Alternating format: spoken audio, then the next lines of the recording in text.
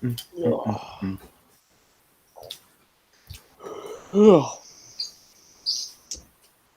All right, let's check this out. See if we're live. okay.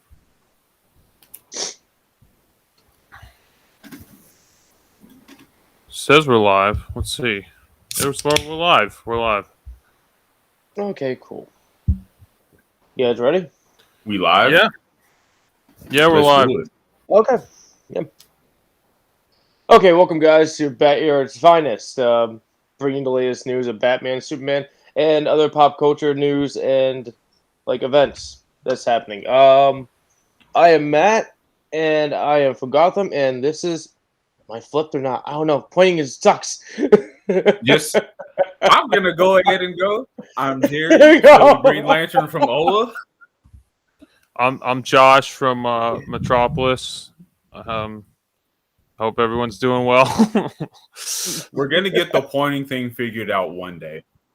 I Just know. I'm One day done. we will. I'm done with the pointing. Nice. I've been done with the pointing. You guys are the ones continuing I on know. with the pointing. You know and the then funny thing is? it's never worked. You know, the funny thing is, I turn off that freaking mirror camera thing every time so it can properly point the right way to Jerry. But the thing is, the settings just bring me back to it again. But okay, so this episode is gonna be about our short is from Godzilla the Series, Deadloch, and we're gonna be comparing the original Godzilla movies, technically, 1954's original Japanese edition, Gojira, and the 1956 Godzilla, the King of Monsters. And Chihuahua, you are going crazy today. Yeah, I might have to put him away at some point, but we'll see what So happens. Woody's trying to be Rodan. Mhm. Oh God! Yeah. Tryouts. Is it Rodan or Rodan? Rodan. I heard like both ways. It is. Everyone is. It's pronounced either. It's kind of weird. A lot of people like to pronounce it either way in in like settings. Like I have heard it in like different movies how they pronounce it in different ways of saying it.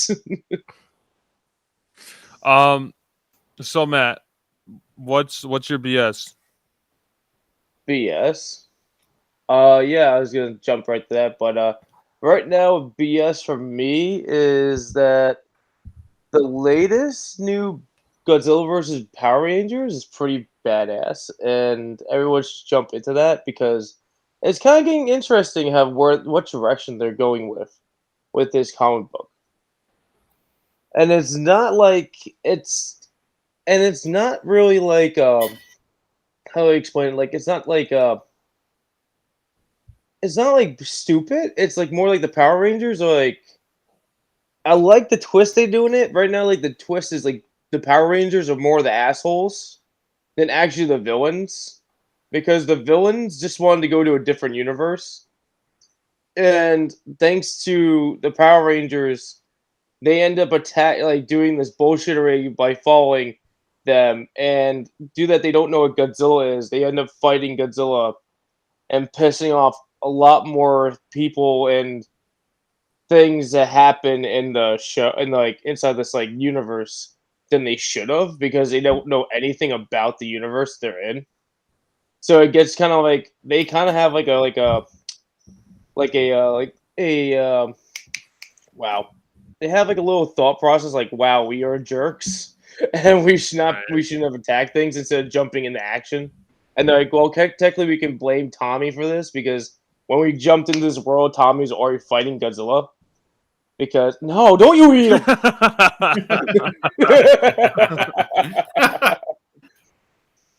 Yeah, it's like a kind of a different way of like seeing like the universe of like Godzilla and the Power Rangers colliding. It's like we they get in the back to that Mechazord. point. Let's get to the good stuff. Do they get in the Mechazord and fight Godzilla? That's all we care about. They start that in the first issue. It's they jump into it right in the second issue of fighting Godzilla. And Godzilla beats the Mechazord. Meanwhile, the Mechazord does this like they get the sword and they stab Godzilla, and Oh they shit. wound Godzilla in a way, but Godzilla still beats him, and Godzilla does his retreat away so he can heal. Spoilers. I know, but like I'm not trying to do that. But like after that happens, the Power Rangers is like, yo, we're fucking assholes because they learned the freaking truth of like what Godzilla is to this universe. Right. Because this universe doesn't have a Power Rangers, so they like took down their guardian of this universe and like, wow, well, we're assholes. Including, I believe they even say like let's watch this thing turn back to was it clay? Because they thought it was Rita's clay Claymation? monster. Yeah, because Rita likes to make her monsters out of clay. Whenever they defeat them, they just try to turn back into clay. Hmm. And I do have other shit, but let's go to somebody else stuff. I Joe, actually you got have a anything? lot. Oh, So good God. I'm Go. gonna start with I saw the I guess I can condense it down. But I saw gonna it was from IMDb and it had like all the releases for superhero movies through like this year and the next year. And I think we're getting a lot. Batgirl is getting a series on HBO Max. We have release dates Really? for all the DC projects and all the big Marvel projects. And I'm really stoked about it because they give us the official release date for Guardians Volume 3 and Black Adam, which is coming October of this year, which I wasn't expecting. I thought that might be something they do 2023. Well, speaking about Guardians, do you see there's behind the scenes of photos of the Guardians in No, their new outfits and stuff already?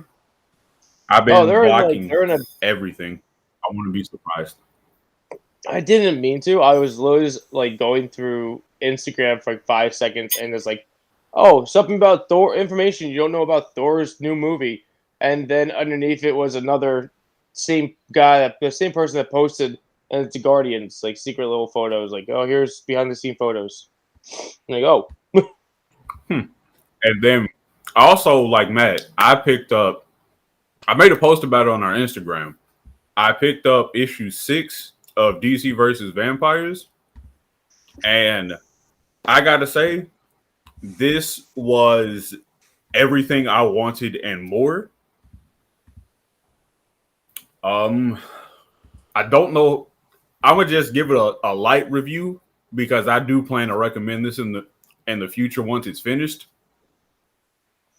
So, you know, heroes and villains alike are being turned into vampires right now, and Batman and the Bat family are trying to figure out who's doing it and who is controlling the vampires right now because the queen is dead.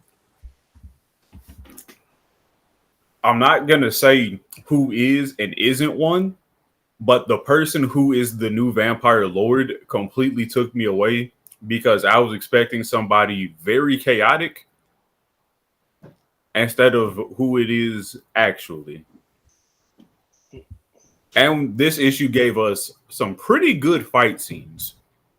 It was it was the perfect selling point, and I look forward to what they're doing in issue 7. That's pretty cool. This is halfway? Is it halfway through the Yeah, series now, or okay? So there's going to be 12 issues. yeah, it's gonna be 12 issues. Oh my gosh! I wonder when is it supposed to be like fully released? God, I don't know. I've just been keeping up issue to issue. I don't know if they're gonna do like a full like set that has all of them together. I hope that they do because where it ended left me wanting so much more because it just geared up for something astronomical, and I can't wait for issue 7. I have to know what's going on now. Yeah, that's pretty cool. so if this is like monthly, so we would be done in November, if you think about it. Yeah, that's I would wild. hope that they do. I would hope that they finished it like Oh, no. in Halloween and just do like a October? double feature. No, it'll be October because we haven't really started this month, really. So the new issue hasn't really fully came out yet. Then The only I have one piece of BSBS is Neil Adams, the famous comic book artist, who's well known for doing a lot of Batman works and Superman works in the 70s and 80s, and Green Lantern and Green Arrow. Also a bunch of X-Men and Avengers stuff, has passed away April 28th, 2022. He was 80 years old. I briefly saw him at a convention once, but I didn't really get to talk to him. I just saw him like at a convention, like at his own booth. So I just wanted to mention that, rest in peace to the legend Neil Adams. He's done like a lot of like classic artworks and pieces from the 70s and 80s. Like when you think of the 70s and 80s Batman, you're probably thinking of Neil Adams' work, which is he's iconic. Very good stuff. So I just wanted to mention that. Rest in peace. You will be missed dearly. Yeah. Oh, I have one more thing of BSBS.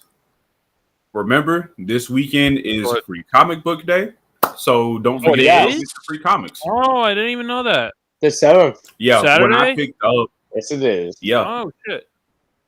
Because when I went to, just yesterday, in fact, I went to go pick up the new issue for Doctor Strange, and they just put a little reminder in my bag. I was like, "What's this?" I didn't ask for anything extra. I was like, "Free Comic Book Day." I'm like, "Oh shit, it's Free Comic Book Day already."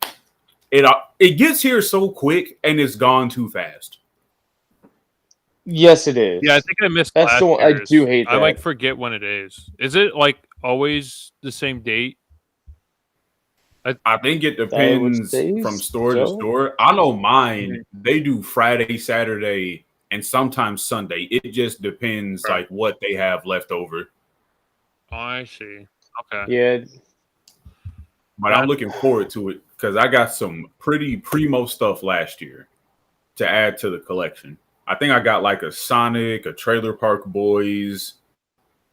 I know I got a Star Wars one.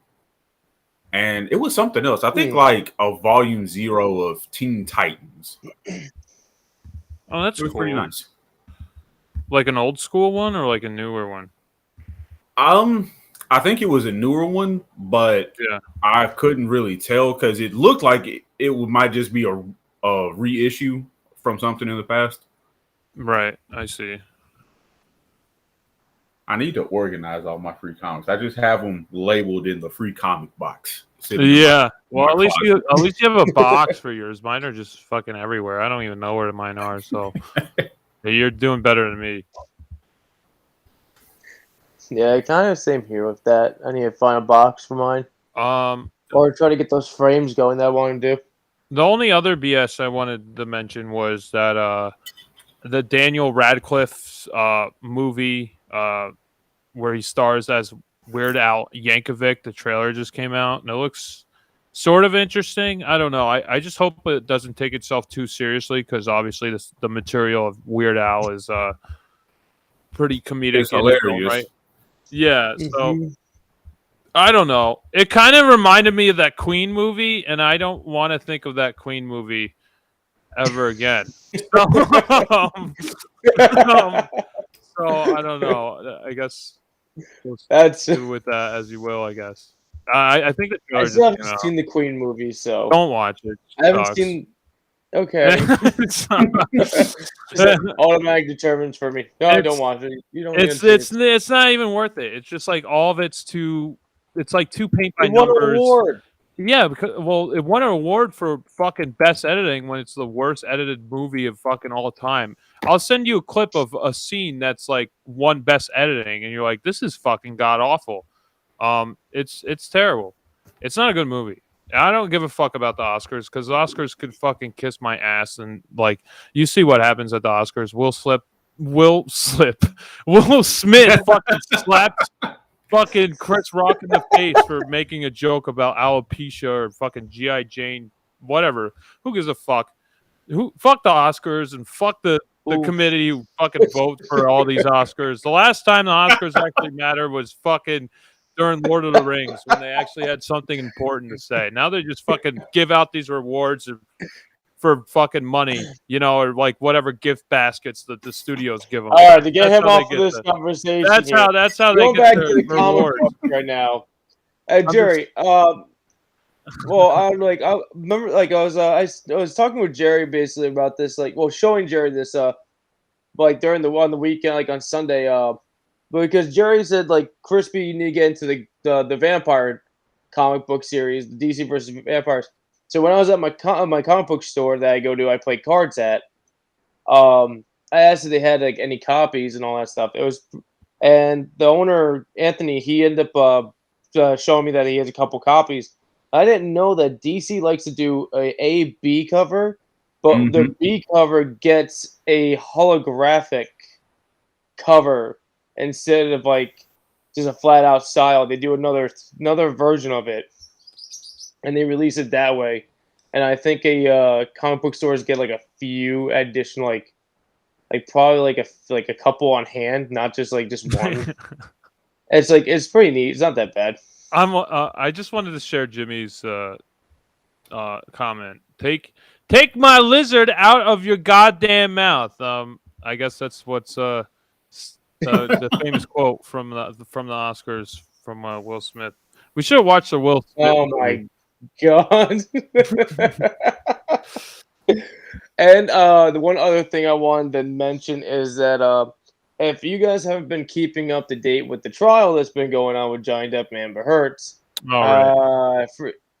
good God, it's terrible how bad Amber's lawyer team is, and supposedly it got really bad for her that she fired her PR team, and I don't know where they're going to go on with that now, because her lawyers are completely garbage. I know that she moved to have the case dismissed because things are basically lining up in Johnny's favor because of how much just evidence he has against her. And then also her lawyers have been super incompetent because they'll hearsay and object to any question before he can ever answer. This has been hilarious. I mean, it's very sad because, he's been a victim of domestic abuse. But in high retrospect now, she's getting all of that back by her embarrassing legal team. Okay, so I just literally saw a video of like I don't know what day it was, but like it was a video of some lady saying to Amber that about Amber that she never gave her like any paperwork stating that she is qualified to be a victim of domestic abuse, supposedly, and everyone in the courtroom was just like, "Wait, what?"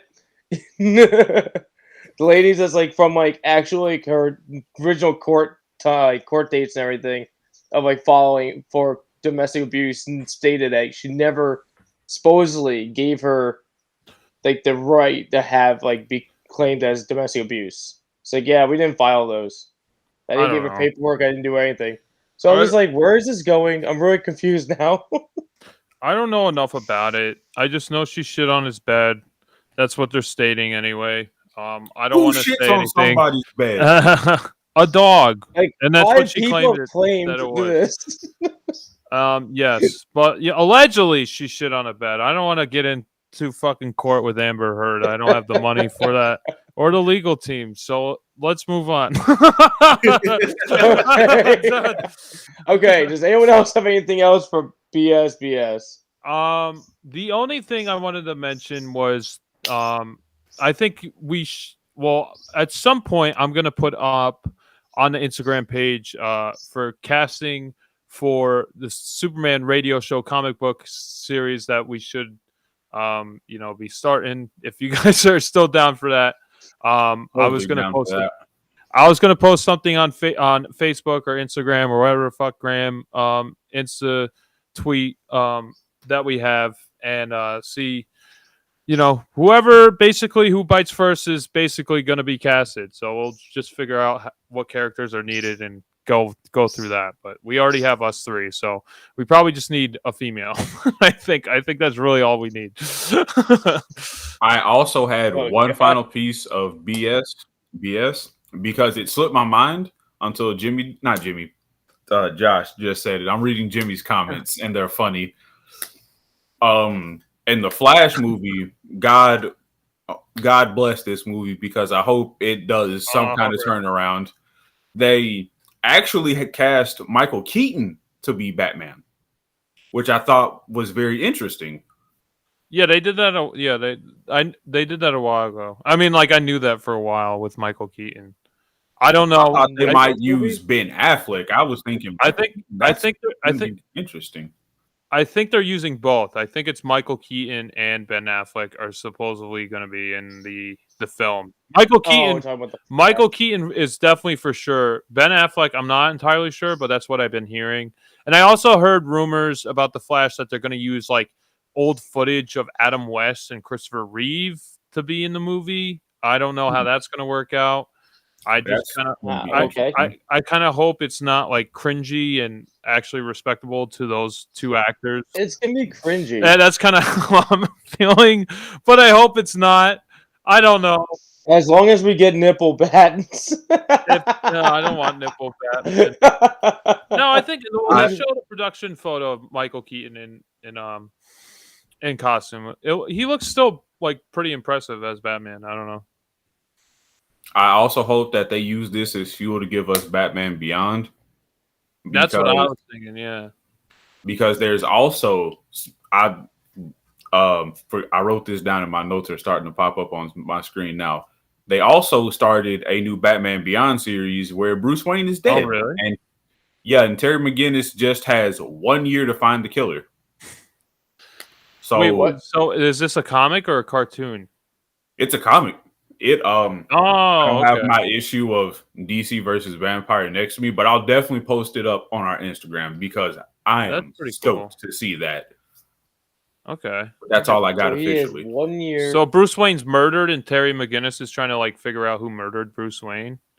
That's interesting. Yeah. That's an interesting like detective kind of. Does he become? Is he already Batman or does he? Yeah, he's already Batman. He's already Batman. Okay. Yeah, I don't know. So I know they did want to do like a soft boot thing.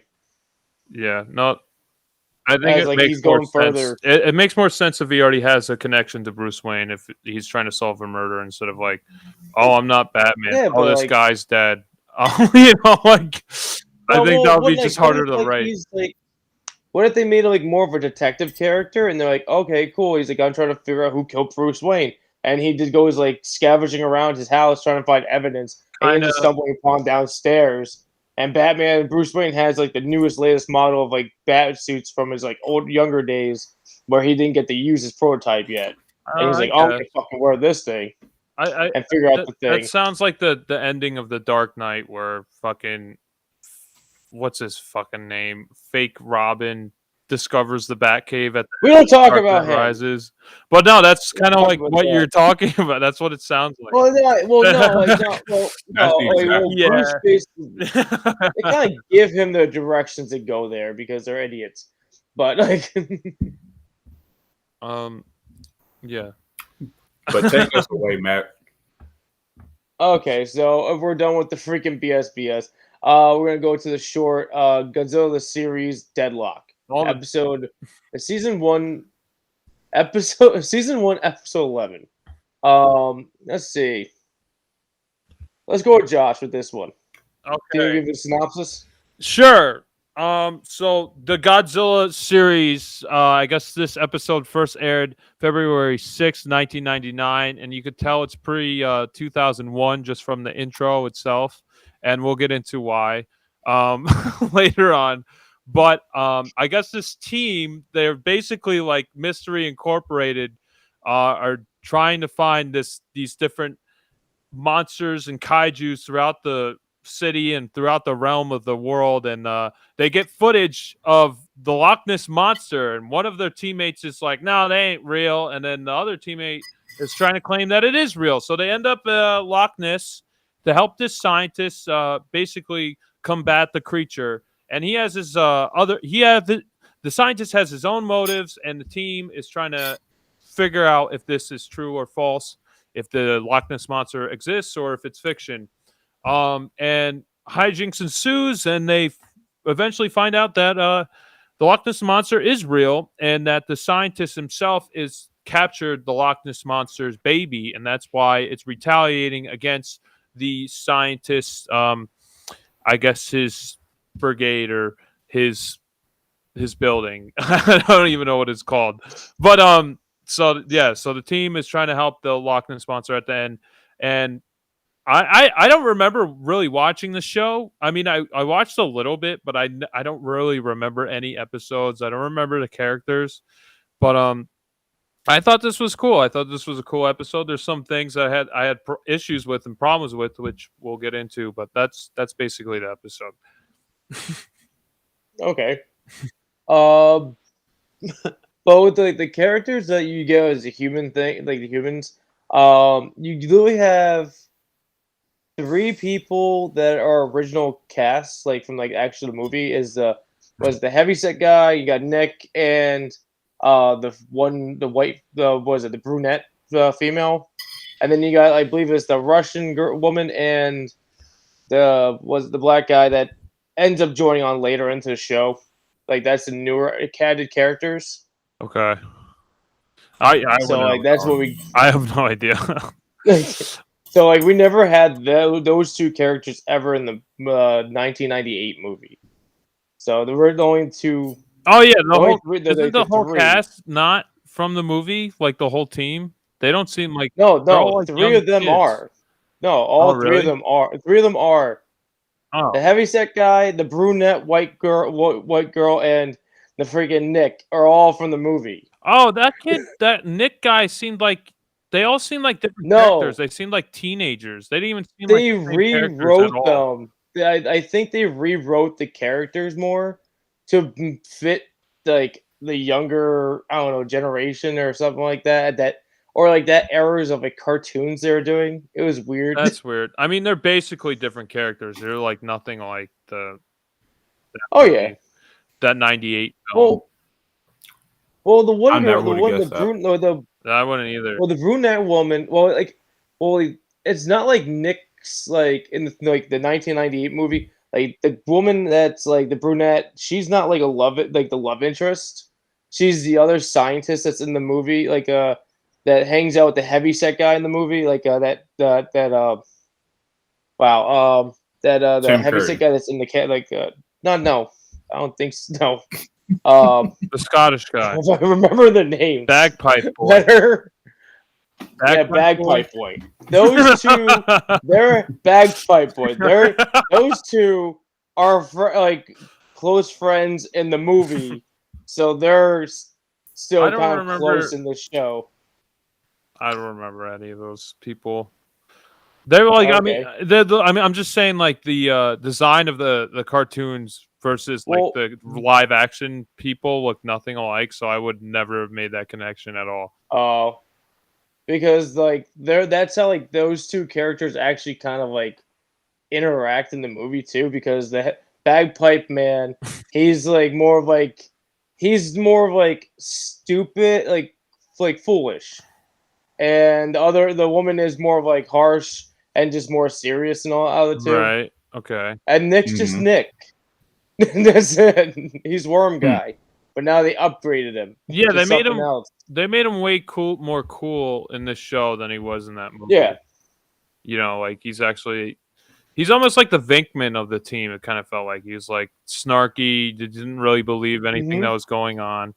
And like, you know, I almost like this show if they kind of just took Godzilla out of it. You know, I don't know if that's sacrilegious to say, but like if it was fucked up, if it was just a show, like I mean, maybe Godzilla's in an episode, but like they didn't even need Godzilla in this episode. I don't know what the fuck he was doing. I don't know why he followed them to Loch Ness. Like, why was he in Scotland?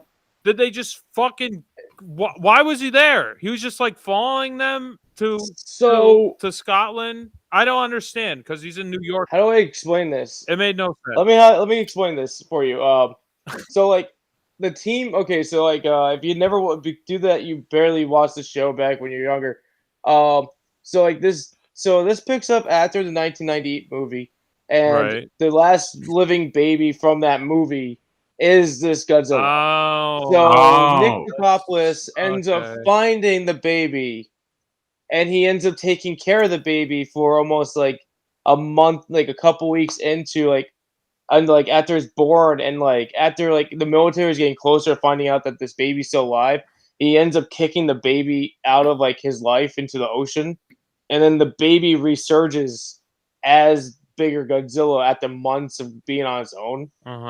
And it still has a connection with Nick Tatopoulos, and they end up getting him back, and they end up getting him to be part of this like monster fighting unit team and all that shit because he follows Nick Tatopoulos around. Basically follows the team and like all that other. No, but he's like not a pet. Well, yeah, technically yes and no because Nick was treating him more like as a child than a pet. But like it kind of like it's like how like the old 1970s he's like Chris Pratt. Freaking. He's like Chris Pratt in the fucking Velociraptors. No. No. That's basically what it is. Yeah, that's exactly what it is. Don't say no. That's exactly what There's only one. There's only one. So? Yeah, there's only one now. He's Blue. bigger. That's all that fucking matters. Blue is Godzilla. It's confirmed. You just hurt my fucking feelings so bad. Well, this is the shitty Godzilla that no one likes anyway, so it doesn't even really matter. It's actually pretty funny because after the year's been going on, as much as we talk shit, Lizzie is actually one of the is gaining rankings actually for being actually a decent Godzilla. Rankings from what sources do and you have, fan Matt? favorites.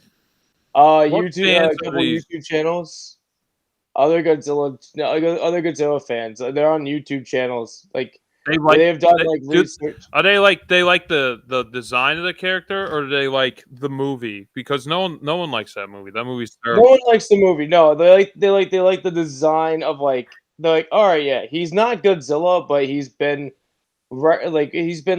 everybody's been noticing like they have like saved him more when they brought out this animated series that lasted 2 more seasons. This show is actually pretty good. Then it's way better. I like this a lot because this was one of the first episodes I ever watched. Yeah, I never seen like the whole show. Mm-hmm. Like, I don't think I've seen a episode like all the way through. I seen like clips and maybe like trailers or something, like commercials, like promoting it. I remember that intro distinctly because it was that, and then it was fucking King Kong coming on right after. Yeah. Yes. Yeah. Like this Godzilla is getting even more responses into the comics because they've added him now in the comics, and he's been like, they made him basically kick the original Godzilla's ass, actually, to where he almost wins to a point. And then they have him at points where he's saving Godzilla's ass out of nowhere. He just comes out, like, does his thing. So people are, like, growing more of a love to him. Basically, these animated TV show and comic book editions of him is, like, saving his repetition. Until Toho, like, blew him up in 2004. You think he could beat OG Godzilla? No. He doesn't even have atomic breath. He's the size of like his fucking arm. He's not. No, they gave him atomic breath in this series. Well, this is which one are we talking about? Are we talking about the first one that died, or the fucking baby cartoon that we're talking about? Because no, we're going with the baby in this cartoon because that one's dead now, bitch. So we could go with that one. Well, like that. See, that one's dead, so that one would obviously lose. and this one's the offspring of the dead one, so it fucking sucks. So, including we don't know if it would have gained fire abilities because like freaking atomic breath or anything down the road because it killed him too quick. what, the original? Now, Yeah, the original. But we fell so much off topic of this. Yeah. I now don't one even thing know what you're talking about. Okay, how did you guys like? So Jerry, how did you like the show? I like this a Episode. lot because I remember watching this Saturday morning on Disney Channel, or is it Nicktoons? It was one of those channels. No, it wasn't. It was on Disney Channel. It was on it was Cartoon Network, I believe. I was watching it on Saturday morning cable. And this took me back because I was like, man, I forgot this show like ever existed. Because I'm watching this and I'm like, this reminds me of the King Kong cartoon. Because I was watching that like 15 minutes before I started watching the short. So I was like, man, they were really just going tit for tat, just like, we're going to give everything a cartoon. I liked everything a lot. I hated, what was his name? McCracken? Yeah. They talking about the scientist? Yeah, the heavyset dude with the goatee and the long ponytail. He didn't do shit the whole episode, but just wear a kilt and play bagpipes. He was just bagpipe a bum. boy. Yeah, and I'm like, I'm like, what the hell? You see, your friends are in trouble, and the only thing you do got fucking destroyed by Nessie. Yeah, and that was something else. Man, I'm like, so are they saying Godzilla is a cryptid, or are they saying that he's an alien? Because Godzilla and Nessie obviously had some kind of interspecies understanding of each other. Yeah. I mean, it was cool, but I'm like, was it always like that? I remember it going differently. I thought Godzilla beat the shit out of Nessie.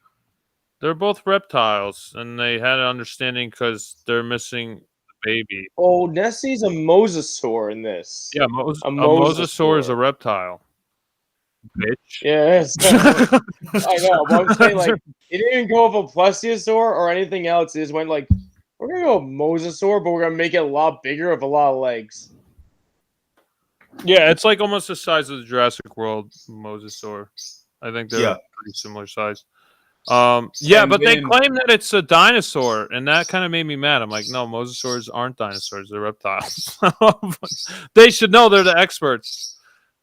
One thing that definitely pissed me off was the Scottish scientist that stole Nessie's baby. I'm like, you just stole the offspring of something that's fucking extinct, and you're about to go sell it off to somebody in captivity like you're Joe Exotic. What do you hope to gain? Are you the raptor eggs? Money? Because I bet fucking $500 that if they would have started freaking that little Nessie baby out, it would have flipped the fuck out and killed all of them. Yeah, I don't know. I don't know what his plans were either. I kind of get it if it was like just some poacher or something, some like asshole who has no scientific understanding. But this guy's a scientist, so like you would think like he would want to benefit the ecosystem. Obviously, these creatures have been living there for whatever millennia, and he's just like, fuck it, I want them all to die. I hate this baby. Euthanize it. Yeah, he just like wants nothing to do with it, and that was. I mean, I just wish there's a little bit more of a backstory of like what he's trying to do. You know, like his execution wasn't really very clear, like what he was trying to do. I wanted to know how he got to that point. Like, did he see Nessie and was like, "I'm gonna fucking get that thing"? Even if it was just like a flashback where like, I don't know, it fucking one of the Nessies ate his dog when he was a kid or some shit. You know, at least like there would have been a motive. You know? Yeah, that was really my only gripe. Yeah. I wanted more from him because he was just like a standard run-of-the-mill scientist poacher, and I'm like, we got that in Jurassic Park, and he got fucking killed. What the hell? Right. Right. Yeah. If they kind of showed more of that reasoning, or like if he was like a Dennis Nedry type where he's trying to like fuck the facility over and just like get money, that would have been kind of an interesting plot point. But they didn't. They didn't really go that route. I don't know what he was trying to do. I don't know what his motives were. Matt, do you know?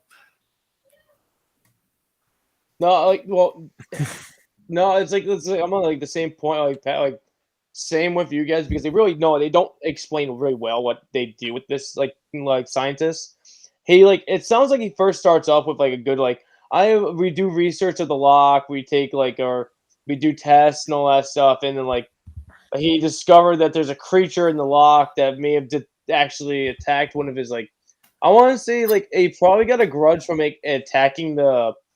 I want to say it's one of his water drones that they have, and that he probably got it captured it afterwards, trying to figure out what attacked his drone before after he sent the video to the team, trying to figure out or the video to whatever the TV station that was playing that was showing off his research that he was doing. Mm. And he's like, oh yeah, Nessie is real, blah blah. He probably went after it after that video and did a little bit more quick studies. We technically really don't know how much time's between that video and the time they get to Loch Ness.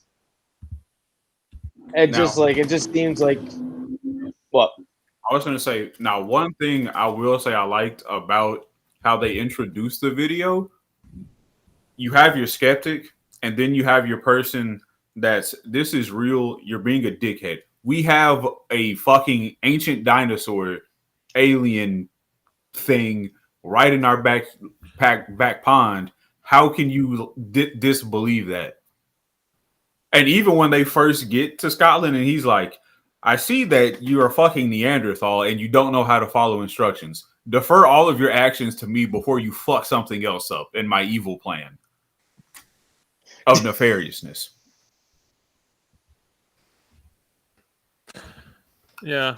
Yeah, no, it didn't make any sense why he was so skeptical because there's fucking Godzilla in his backyard. So that didn't really make any sense to me. But I guess if it was our world, it would make sense. But fucking Godzilla and Mothra or whatever in this Zilla universe exists. Does this Godzilla have Mothra and all the rogues? What does this one have? Not do I know.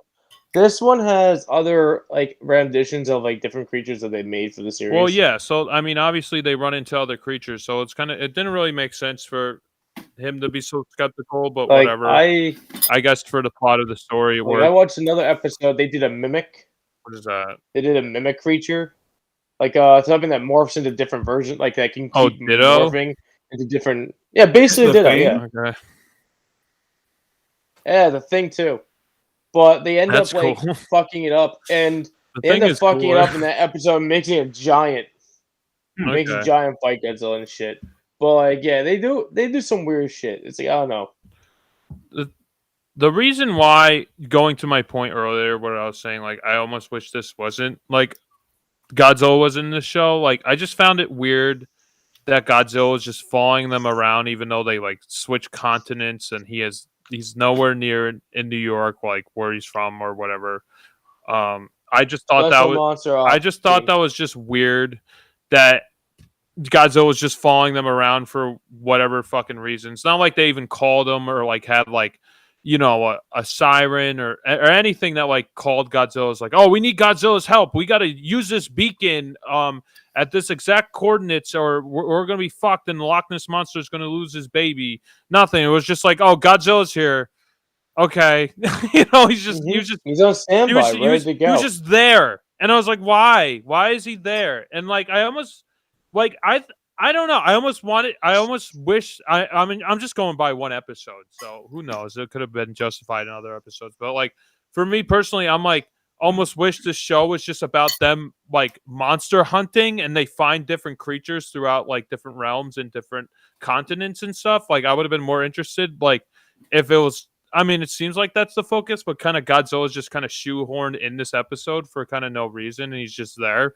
At least that's how I felt, because what did really Godzilla do? How did he benefit the plot? Like, he didn't do anything. He just kind of like gave the Loch It was Ness. just there to fight the He was just kind of monster. there to give the Loch Ness Monster He's just there to fight a high things. five at the end, and that was kind of it. He didn't really benefit the plot, or like, he was not necessary for the story. And like, even if like Godzilla was in this show, like if he was just like in a few episodes and it was like more focused on like the team itself, like trying to find different creatures, I think that would have been more interesting, at least just for me. Okay. I don't know. This is the only episode I've seen, so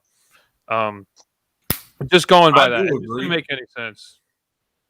I do agree, because it was, seeing Godzilla in there was nice, but I was like, Godzilla's just kind of taking the back seat, which I did enjoy.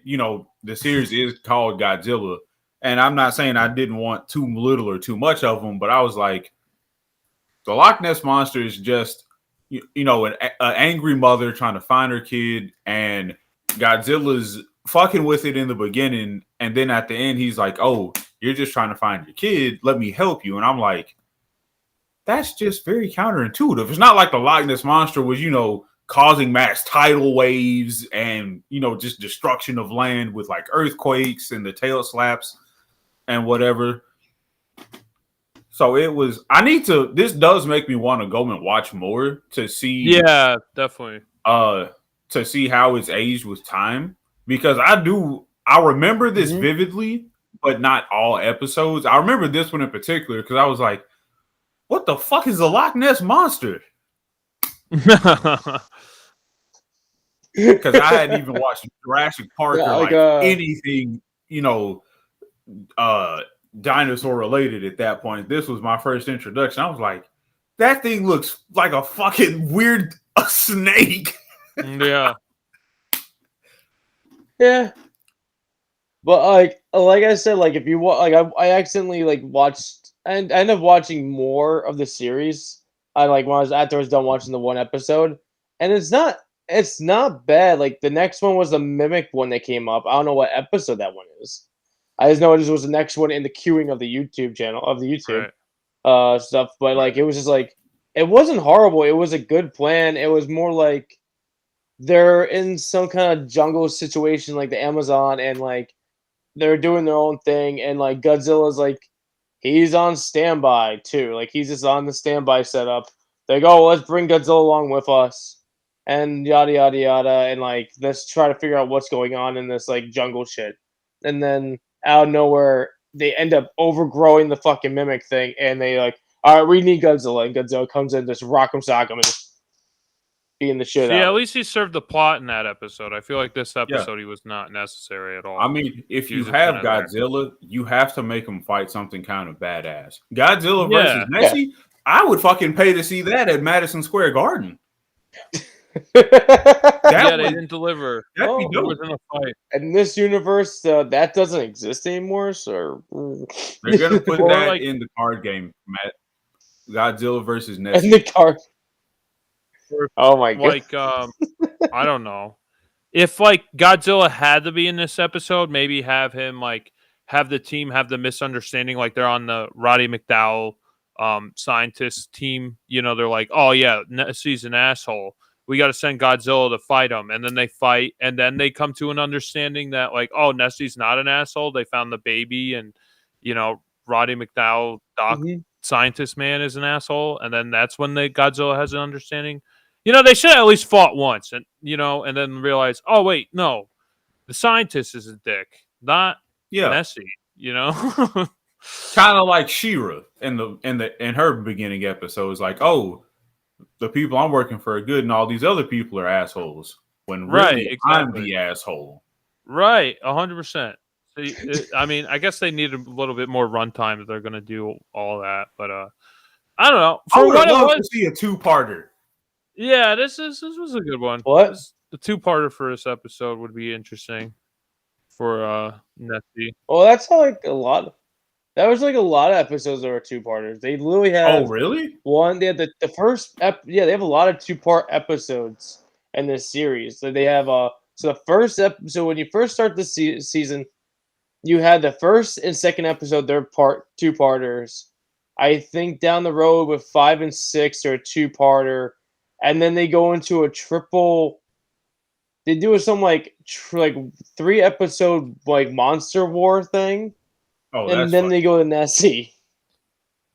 It's weird. That's It's a gonna be weird. It's cool like to see. it's a weird step. So like they have a weird like a setup there. They prolonged like events in the show and everything. But like I said, I was gonna go with like the original, like the first episode.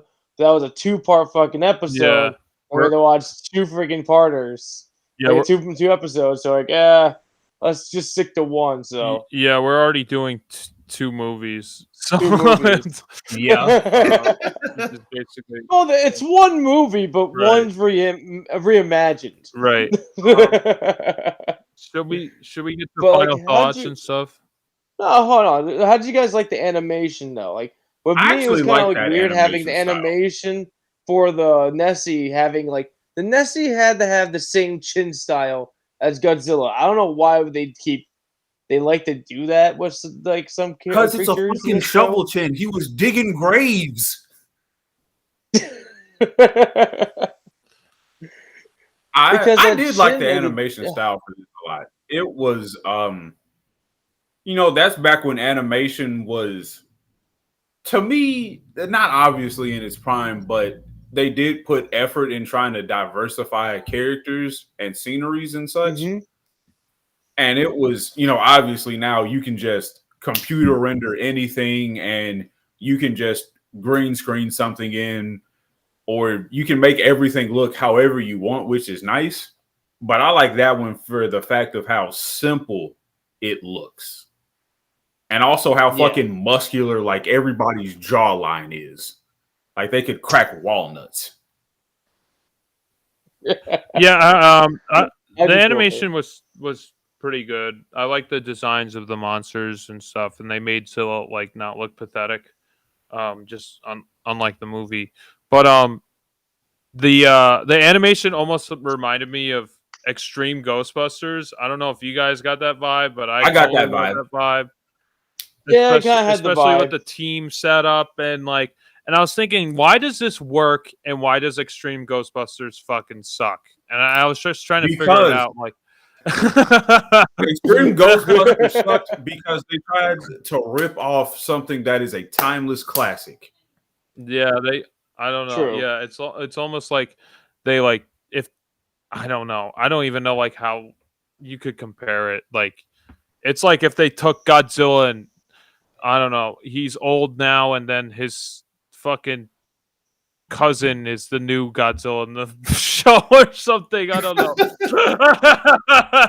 What? That's what they did with Extreme What? Ghostbusters, because it's like all the Ghostbusters are old, and then like you get a new team. So They do it like the fucking robot This is chicken old man sketch. Godzilla Where in a Godzilla's wheelchair. training a little Godzilla. yeah, something like that. God. Yeah, I need to see that it- scare because I haven't seen that one. it Actually. really reminded me of the Extreme Ghostbusters, especially with the team and like all the character development and all that. It just felt like almost like this. They're trying to hit the same beats, and they're trying to find different monsters like throughout different like landscapes and stuff. And it seemed like almost like a similar show, a similar premise, but one's trying to find ghosts and one's trying to find kaiju. Yes. So yeah. All right. So, what do you guys rate this then? I'm gonna go first. I'm gonna give this a solid 7. It did make me want to go back and watch more. And this was, Yeah. you know, it's a Saturday morning cartoon. So obviously it placed, you know, a very set standard on like, oh, I like these sound effects from this cartoon. And, you know, the people who did the sound effects here were like, oh, this is the beginning work. We made some mistakes. So here's this other project we did where we improved and did a lot better. And it really just reminded me of a lot of really good cartoons that came out in the 2000s era. Maybe not so much with Extreme Ghostbusters, but the animation style definitely reminded me of it. Yeah, 100%. But it was, you know, animation in the 2000s, in my opinion, was some of the best because even though it wasn't super, detailed or vivid, you could put in small, details and small little things to make it stand out and pop on its own to make it last as a self-detailed entity until the end of days. And I also enjoyed this because right after was King Kong, and I'm a big King Kong fan. Yeah, King Kong's great. I never watched like 30 times with my dad. I never watched the show either. I never watched that show either. I feel like just these two shows I missed, like the King Kong show and this. Yeah, these are prime time like shows. So the things I just wanted to mention, I guess this is so Roddy McDowall was the scientist character in this episode, who also is known for Cornelius in Planet of the Apes, and also the Mad Hatter, and for you fans out there of of Fright Night, he's the TV host of the original Fright Night, Roddy McDowall. So oh nice. Yeah, so it's the same actor. I read that this is his last performance before his death. I don't know if that's true. But from just like looking at it briefly, it said that this is his last performance. So, kudos to Roddy McDowall because he did a great job, as always. I don't think he ever messes, not hits his beats. So I thought that was pretty cool. I was like, oh shit, that's Roddy McDowall, like right when I was first watching it. So like that was pretty cool. The reason why I said in the beginning of the intro or discussing the synopsis of the show that the intro of the show was kind of dated is because this is obviously pre 2001 because they show the two towers in the intro and like even just like establishing shots of New York City, which is interesting just to see that like in older cartoons. Like they did that obviously in this, they do that in the real Ghostbusters. Like you always see the two towers. So it just kind of shows its where it's dated. It shows its age. Yeah. Sure. But yeah, it just shows I don't know, just like where obviously it's like only 2 years, 3 years, 99, 2000, 3 years prior. So just wanted to mention that. I'll give this a 7. 7 as well. I think it was solid. I already said like what my kind of problems were, but I don't know, maybe they're different for per episode. It's just one episode. I don't really know the whole series itself, but this was pretty good. It was a lot better than I thought it would be, to be honest. So 7 out of 10. Okay. I'm in the same boat too. I'm gonna rate this as 7 as well. I would have said I would like to have us watch the first episode because it gets into the show more, but dude, there was a 2-parter. It couldn't. Maybe we can go down another time, or if you guys have a free time, you guys can watch it. But you can do it with Godzilla versus Mechagodzilla. I don't want to. No, but it did give me. But no, when I was watching this, it did give me flashbacks of me as a kid watching this. So it was kind of neat watching this. And Jerry, you keep bringing up King Kong. You just reminded me I just got my King Kong versus Godzilla record. Not the same company that did the other 2 records that I have. Sad thing, it's not. But I love the artwork at the cover. But we're gonna jump to the next. Good from Godzilla vs. King Kong? Why would you even get that? Because I'm a fan of it. Fuck you. I don't even remember the music from that movie. But did we wait before you continue? I just wanted to ask you: Did we talk about the original Godzilla vs. King Kong in a previous episode? Yeah. Dr. Taco. Taco. Dr. Taco. Who the fuck is that? He's the main. I don't fucking remember. I barely remember even watching it. Dr. Taco. All right, I just wanted to ask because, like, I remember watching it for the podcast, but I barely remember the movie. So, okay, I just wanted to ask. It's. Oh, he's the guy that freaking blows up the raft on King Kong on accident, so he just swims to shore. Did we watch that? Did we watch that as part of like the new King Kong versus Godzilla? Like, yeah, we watched like what was it, a week or two before we watched the newest one. Oh, okay. Yeah, I remember watching it, but I don't remember like anything about it, which I guess shows like how memorable it is. All right, sorry, I didn't mean to derail this, but that's where you get the classic "eat your broccoli, bitch." Godzilla. Everyone makes them meme because King Kong shoves a freaking tree down his throat. Yeah. So that's where you get the "eat your broccoli" shit for those stupid memes. And then if you get into the new King Kong, Godzilla versus King Kong, Kong shoves his axe down his throat. And that's where that comes in play. Oh, right. Okay.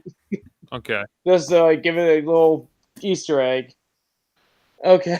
I'm sorry. I didn't mean to derail. I literally no, it's fine. It's a valid question. I gave you an opening. I gave you an opening to derail. All right. Okay, so the next segment is we're going to compare... Wait, did you rate it? Did you rate this, Matt? I did rate it. Where have you been? Yeah, 7, dude. 7. We're 7s across the board. Okay. Yeah, Triple 7s. We need to go to the casino. This is lucky. Lucky 7. Come on, get with us, Josh. Come on. I just wanted to make sure your rating was heard. Oh, we did talk about it. Oh my god. I'm sorry. I'm like going back. Take us into the next segment. So, next segment, we're going to be comparing the 1954 Gojira movie and the Japanese edition of Godzilla and comparing it to the 1956 release of the same movie, but for the American audience. Okay, Jerry, take this one away, please. So which one are we going to do as much first? As you love it. Are we going to do 54 or 56? Original, please. Let's just do the original, please. Yeah, let's just kind of do both. I guess just we'll merge. Okay. Just merge first, it. Yeah. Just do a quick synopsis of one and then jump it. The other ones are like they added American and then we'll compare it. later. Yeah, just do the regular one. Yeah. All right. So we watched the 1954 Gojira, which is vastly superior to the 1956 Godzilla King of the Monsters. It is detailing how a mysterious explosion started happening on boats in the river of Tokyo, I believe it was. Tokyo? I think it was Tokyo, yeah. Mm-hmm. And so as it was happening, they were finding high traces of radiation. And as it continued on, there were more explosions, and then there were strange weather phenomenon. And so people started to say, oh, it's the mythical creature Godzilla or Gojira, as they will say in the Japanese edit or original, not edit, I apologize. And so things continue, and Godzilla wreaks more havoc, causing oh God, what did he do? He destroyed several parts of a town, an island. He obliterated a whole electrical grid in Tokyo that had 300,000 volts running through it. And he also took and fought on Japanese fighter pilots. And as all of this havoc is being caused by Godzilla, there are two characters, Himiko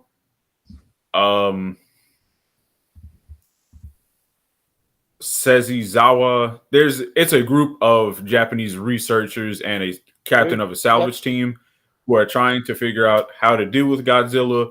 You have the professor on one hand who wants to study him, and you have everybody else who's saying, we need to kill him. We need to preserve our lifestyle and our way of living.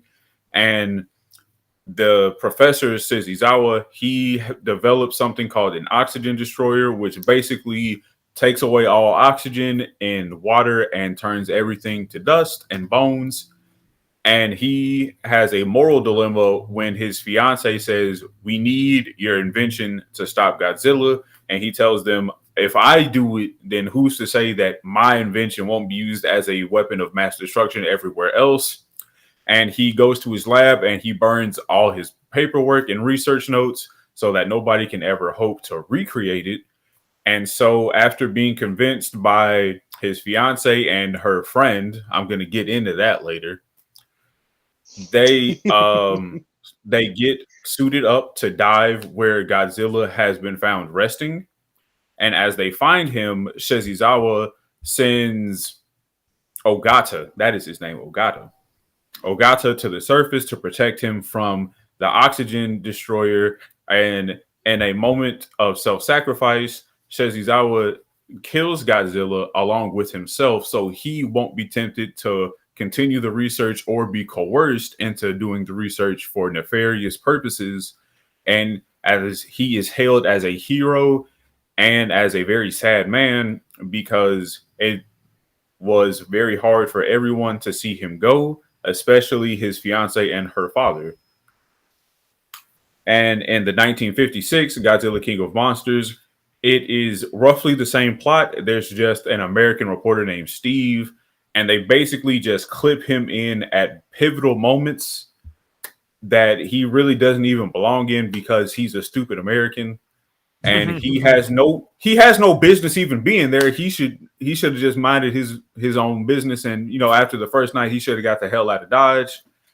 And he basically is just like, he's interjected in moments and conversations that don't even particularly involve him.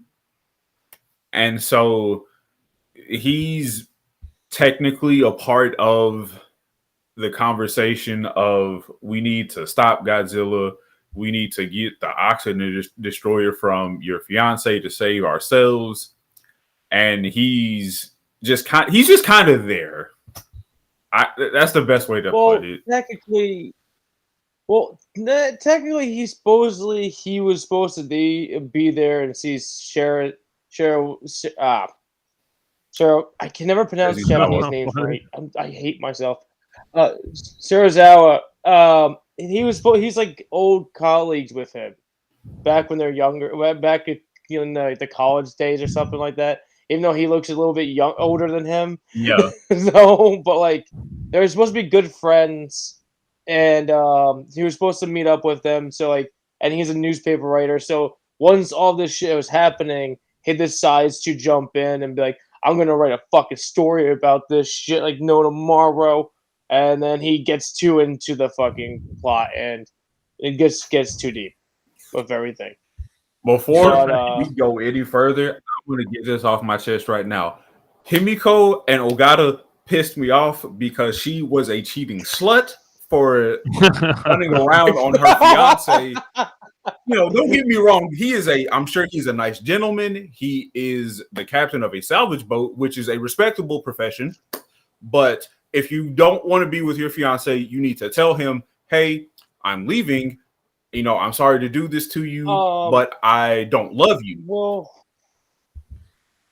I think it's the way they're set up within this movie is like they're set up that they're arranged marriage. So arranged marriages are kind of fucking weird. So you have the parents. Fake your death. Parents say you have to get married. That's basically the thing, and like I don't think she wants to piss off her father at the same time. And then this, her father's an old ass man. Like, he's gonna die. I know. I know it was an arranged marriage, but I'm like, arranged marriage or not, he still obviously has some type of romantic feelings for you, and you should at least respect him enough and yourself enough to say, "Hey, let's fake my death and we'll just go our separate ways," or just something. Or I'm sure her father was sensible enough to be like, "You know what? Yeah, that arranged marriage thing was kind of wild and crazy. Let's call that off." Because it was very obvious from all the times she had she shared a screen with Ogata that she cared very deeply for him, and that his well-being took precedence over, sometimes even like her father's. And I'm just like, you fucking hoe bag. You just grow some lady nuts. Just get a good set on you. Oh my god.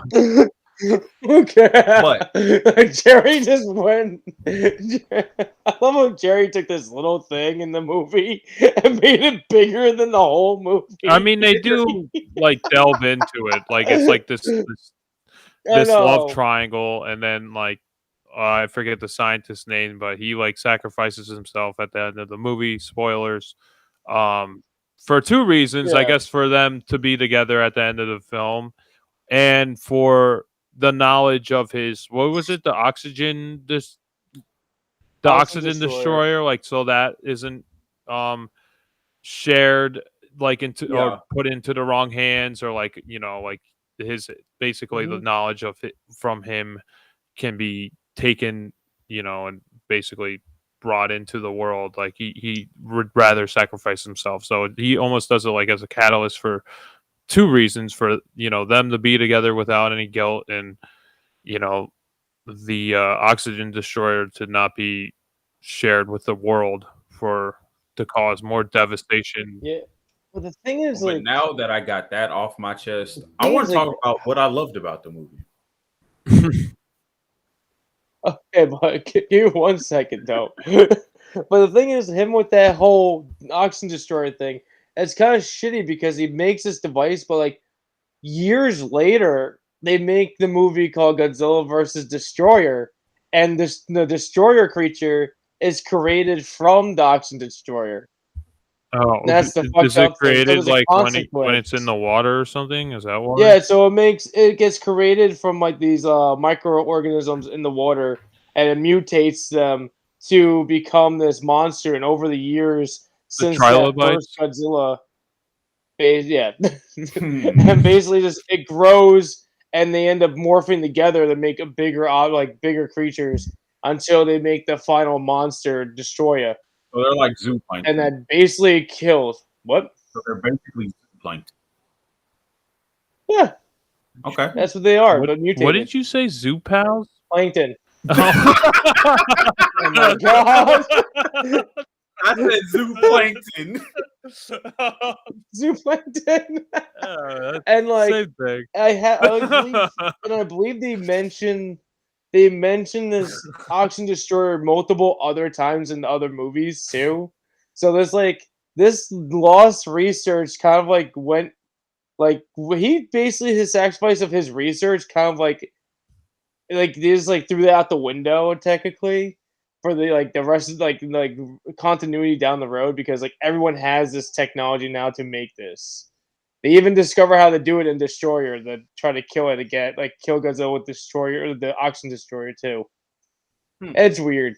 That's very interesting. All right, so Jerry, go ahead. What do you like about this movie? So number one, I loved how grainy it was, because it really showed, like, oh, this is showing like, and a lot of it is shot like at nighttime or in like, kind of darker areas. Don't get me wrong, the day scenes were shot very beautifully and executed well, but the graininess that you could see from the darker scenes, especially with, the landscape that they had built for it, I like the craftsmanship that they did for all of it, from the fighters to the town to the mountains, like even like obviously, they're using toys and everything. I love that to pieces, because they use something readily available and easy to use and manipulate to magnify mass destruction on I guess from like a small to a large scale. And then Steve, get out of this. And then another thing too, I like how little we see of Godzilla, and we just kind of see the aftermath of the things he does. Yeah, as far as the destruction, it reminded me a lot of Jaws, and I thought that was cool. And something else that I thought was very interesting was they kept referencing, atomic bombs, hydrogen bombs, Nagasaki, Hiroshima, and everything. I forgot that Yep. just 9 years prior, they did just have bombs dropped on them. And, 9 years and radiation, that's not a long time to recover from. That's still, pretty bad. Like, as we know from Chernobyl. So I thought that was very That's bold and brave of them to say, especially, you know, after we all know as the destruction that it caused and wreaked havoc for years to come. that was like a little bit of the motivation Yeah, I behind was going this to ask that as movie. my next question. Was the whole Yeah, This definitely. is motivation. There was another motivation. There's another story that they were going to go with an octopus, like Mhm. octopus, style creature, but that was going to be too much money. They Too stated many because there's going to be a arms. lot more going on with Yeah. too much stuff going on with that.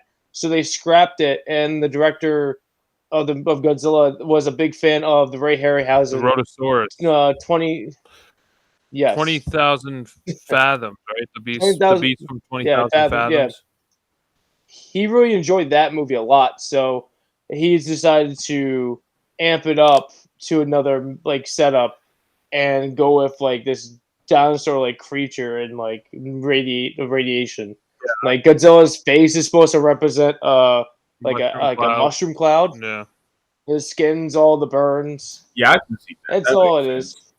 And then another There's like thing that I also particularly enjoyed was the big battle of morality that you see people kind of flip flop between.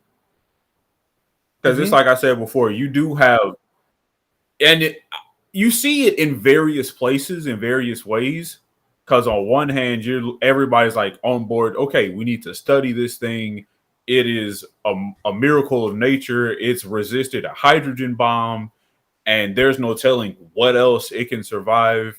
And then once they start looking into Godzilla and seeing the destruction, people are like, we need to keep this a secret. And you have others saying, no, we need to make this public so everyone can know and have the knowledge and be aware of what's actually going on and not sugarcoat it. And that was a very prevalent issue. And then even toward the end, it's like, kill Godzilla, don't kill Godzilla. Use the oxygen destroyer and potentially cause another world fallout of, a man-made weapon, or sacrifice a human life, one life to save many. And it was, I Mm-hmm. do miss movies like that, especially with how they did it, because at every turn you see like how everyone is, they shift from once they shift from one mindset to another, and nobody ever rides the fence except for maybe Himiko. She rode the fence a little bit on some things, but her conscience did get the better of her toward the end.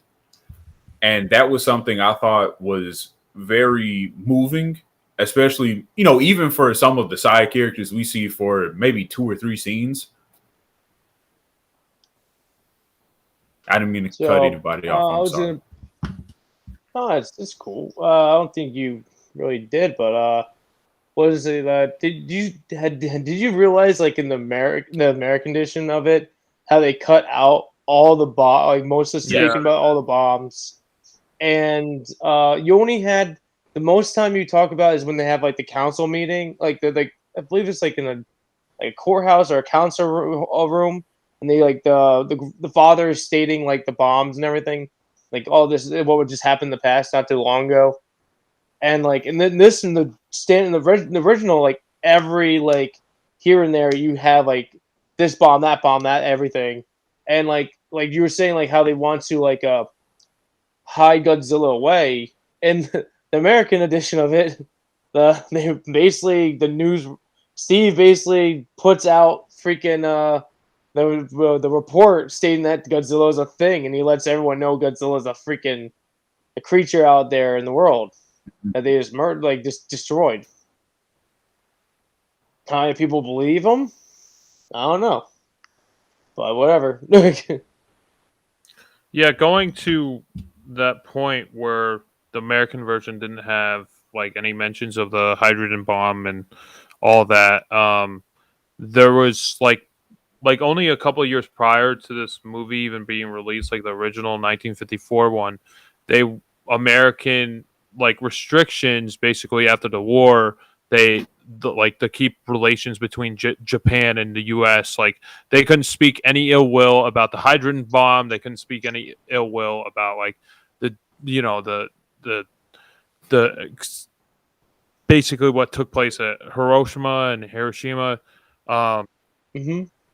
Because just like to keep good relations between the two countries, they like weren't even allowed to speak ill will about it. And I don't know, for some reason, like it was like at the point of 1954, they were allowed to kind of talk about it, so that's why they put it in the movie. But they still wanted to keep good relations with the United States, so they didn't put complete blame on the U.S. that like they were the direct reason for the all the And radiation and everything that was going on in the real world implications of Mhm. Japan and Hiroshima, and I guess including at that time, other countries were getting nuclear weapons yeah, like anyway, so at that they time, exactly at that time, the Yeah. Soviet Union started to get the nuclear weapons, so the U.S. wasn't the only ones to have weapons of mass destruction. What's the doctor's name? The scientist in yeah, the what's one with the eye patch, Serizawa. Serizawa? Shirazawa, Yeah, he's if I can pronounce. he's like Yeah. almost like an allegory for Oppenheimer for creating the hydrogen bomb. Basically, Robert Hmm. Oppenheimer created the atomic bomb, and he basically stated like I don't know, he had regrets about making this. The atomic bomb, basically, because he was saying he used to destroy worlds. He destroyed. He basically put so much havoc and mayhem into the world by creating this bomb. And the scientist in this film is obviously going through the same turmoil with the oxygen destroyers, like, oh well, I created this, I shouldn't reveal this to the world, this shouldn't be something that mankind should really tinker with or like mess with, like the laws of nature at that point. So it's like almost like there's a direct connection with that. Mm. Um, Also, there in 1954, March of 1954, after the bombs of Hiroshima. Obviously, I think that was when was that? 1947 when they dropped the bombs over Japan. In 1954, no, not 1947. 47. 40. What is it? Like 40. 44? Yeah, 44? yeah, 44. I don't I think know it's why I said 44. 47. But anyway,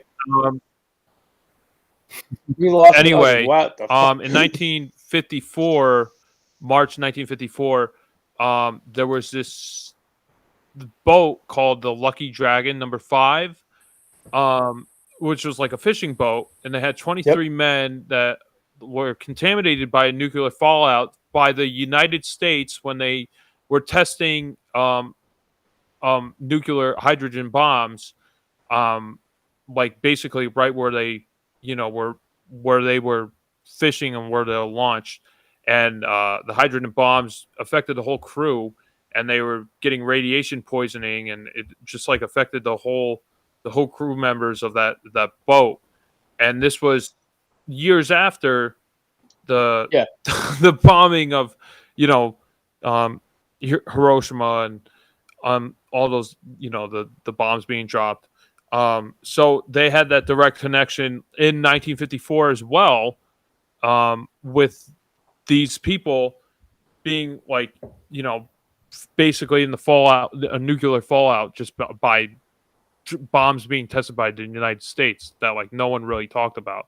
And then it was like right when that happened, that's when they made this movie. Basically, it was just like, okay, this is not okay. Based and like it's just like all these real world implications that really fueled this movie, and I think there's just so much more history going on with this movie than then like kind of like reaches the surface. Like once you like kind of dig into it, you're like, holy shit, there's like so much real world implications of like what's going on. And it's just crazy that like even after the fact, like they're still getting radiation poisoning from the United States, like accidentally from just nuclear tests. So I just find all that stuff crazy. Like I almost feel like this movie is more like a documentary than like an actual just like film. I almost like get more historical context from it than like the actual story plot. I feel like the story itself is just kind of basic, but like once you kind of dig into the more real world implications, I feel like that's when the movie actually gets more and more interesting. I don't know.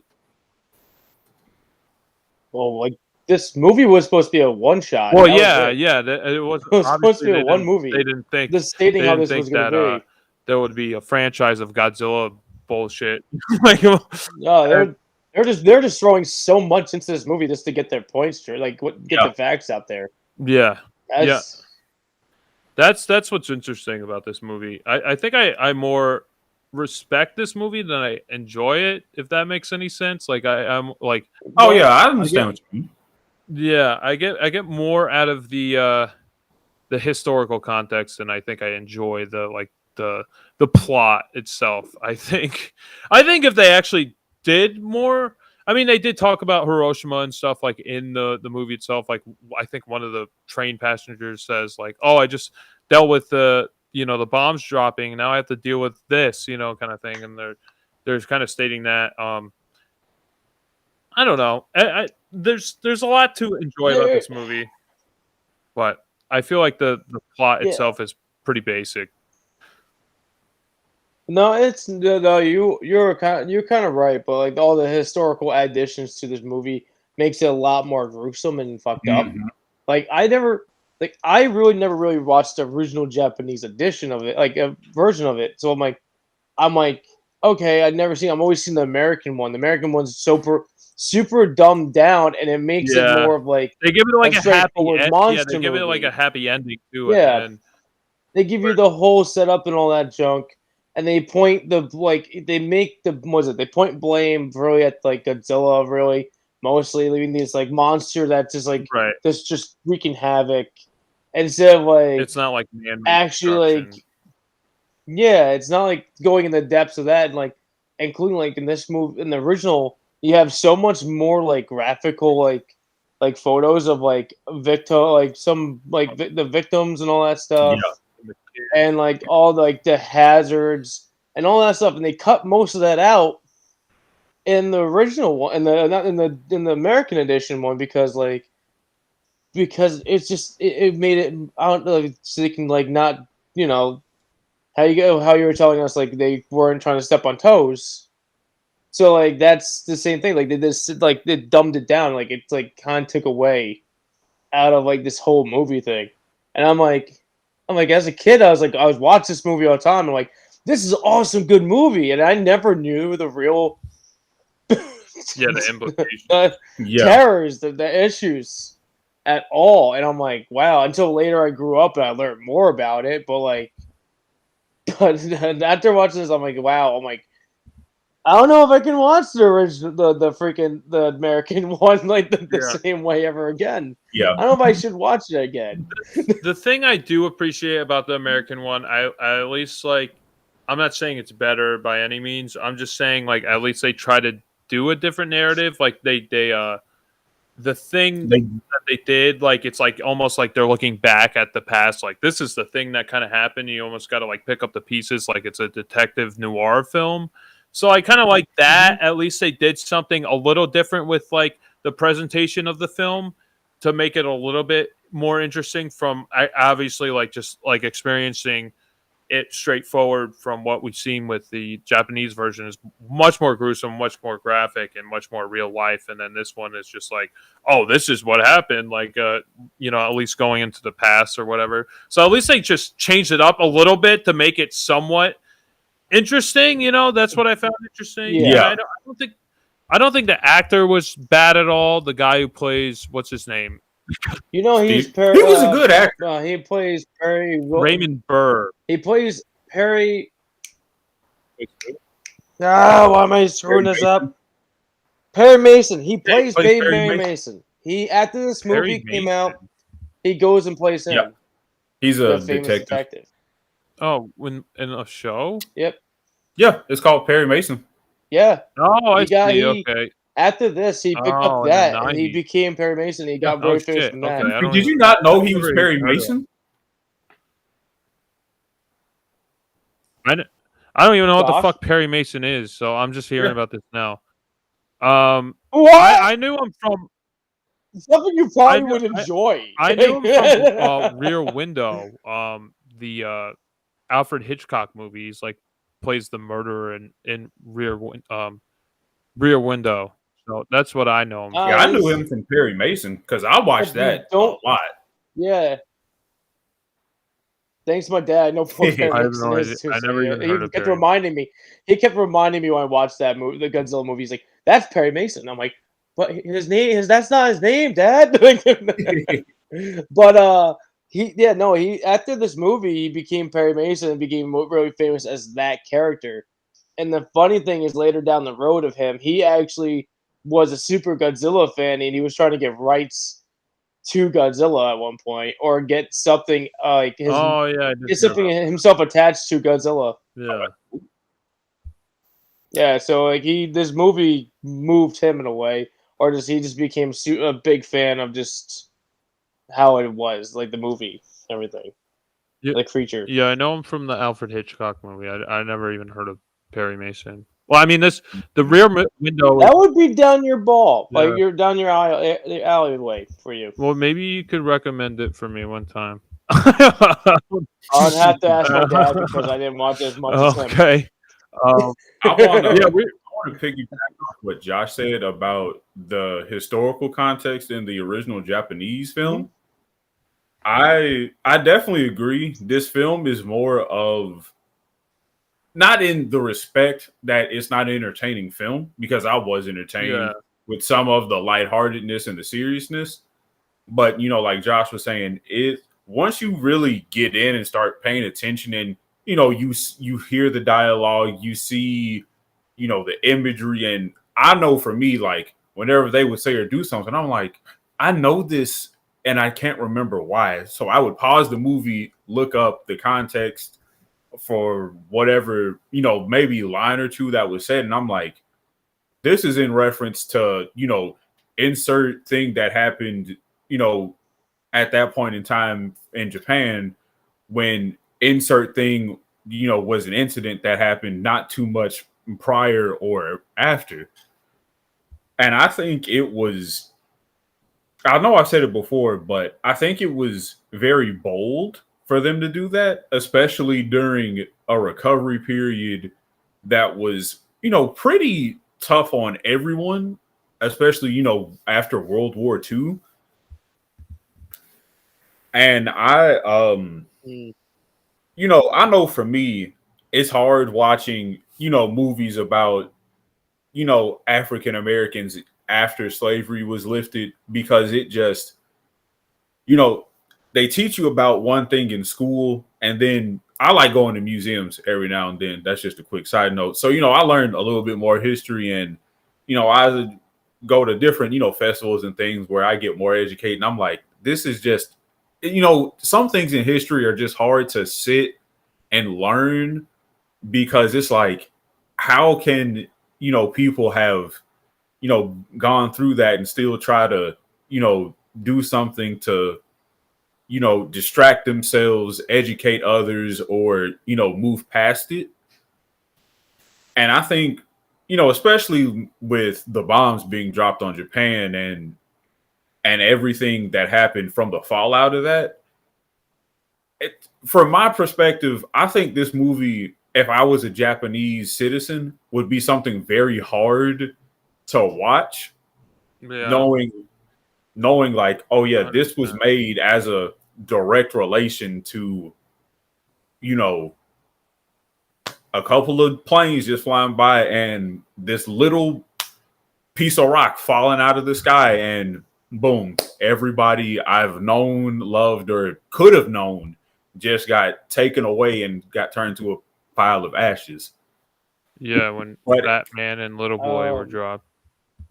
yeah, I do think that this movie, as a historical piece, I think everybody should watch it at least once, especially, when it comes around time for the memorial, of Pearl Harbor, of, the bombs dropping, just to see, like, from the opposite perspective, the damage that was caused to other people who were innocent. Right. Because, I went to Hawaii last year and I went to Pearl Harbor because I said, before I die, I have to see Pearl Harbor. And I'm not going to get too much into the experience. It was very nice. If you have the chance to go to Hawaii or Pearl Harbor and do both, you should definitely do it. It's a different kind of fulfilling accomplishment. And, once you learn, like, man, if this didn't happen, things could have gone way more south. Or if this didn't happen, I couldn't have imagined how the turn of events could have went. And I think that, somebody who maybe was a victim of the bombs dropping, maybe got together with somebody and said, hey, I would, I'd like for you to tell a story, just depicting, some of the aftermath of this fantastical beast, arising from where the fuck ever. And it's got this incredible resistance to radiation. It looks like, somebody that's been through radiation poisoning and survived, and just, so on and so forth.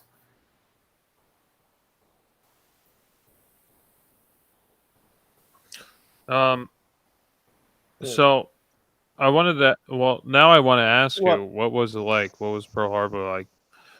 It's a very different experience. Because it was, words really can't describe it.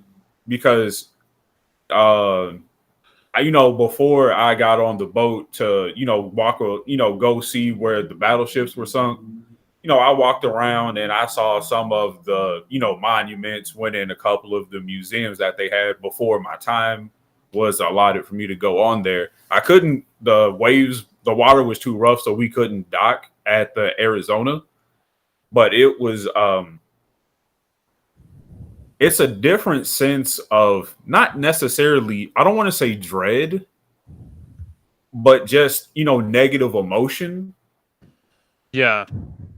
Because it's like, okay, it's, once you get there, you feel that presence that you're around is very different, because it's like, this is what caused, America to jump into World War II. And this is what also caused us to retaliate against Japan. And it was very different because there were Japanese Americans, explaining things, and I'm just sitting there listening. I'm like, I don't know how I could, if I was in their shoes, I don't know, what to feel. Because, in one sense, you're an American citizen, and in another, you're a Japanese, you have Japanese ancestry. So it's, I'm sure there's some conflicting feelings, but it was an experience I'll never forget. It was very serene and quiet, almost like going in a graveyard. Everybody, just kind of, talked amongst themselves, maybe asked a couple questions of tour guides, and maybe took, a couple of pictures, just of the different imagery that they had for, civilians, military personnel, and anyone else who contributed to save, the lives saved and, devastation avoided at Pearl Harbor. I think they had an audio tour for a couple of the monuments. It was pretty nice because it was probably a good maybe 2,000 feet of just monuments dedicated to names of people who died and people who helped save, others. It was it was it was an experience that kind of changes your outlook on history a little bit, because I every now and again, whenever I stop and think about it, I'm like, man, this was this was a really dark time in the world, and when America joined in, everything got darker before they saw the light at the end. Yeah, it was like the war that would never end. It lasted for what, like a decade. Mm-hmm. It's like they never knew when it was going to end. They're like, oh, this thing's just going to keep going and going until everyone's basically demolished or whatever outcome that happened. And luckily, we had the one that did happen, because who the hell knows what outcome we would have had. Like, say Pearl Harbor didn't happen. Who would have known when the United States would have went into the war, actually fought against Japan and Germany, and like, who knows? It might have been too late. Yeah. Like, I know my grandfather signed up for the Army the day after Pearl Harbor. And he got a Bronze Star for demonstrating unusual coolness under intense enemy artillery fire. And that's really all I know about it. But I have that's cool. Yeah, I have a. We found an article, like when him and his brothers came back from the war in Albany, and it's like there's an article like stating that he got a Bronze Star, and all the stuff that they achieved. So I don't know. That's really all I know. I don't know anything about anything else. He died when my dad was like 4 years old, so like he barely knew him either. So it's just like a memory of a memory, I guess. So the more I'm trying to figure out more about it, but yeah, I just have that one article. So it's just interesting to kind of to know that, I mean, everyone was connected to it in some way. It's a world war. Like, everyone had a relative or, someone that they were related to was at least connected to it, or was affected by it in some regard, in some point. So it's just really interesting to really kind of go back to your roots and like figure out, like, okay, where was, like, if I was in this war, where would I be? Or if, where was my grandfather? Or where was, like the people I was related to in this significance, or like this circumstance? It's just like, I don't know. It just kind of becomes bigger than you could really imagine. Like, once you kind of think like that.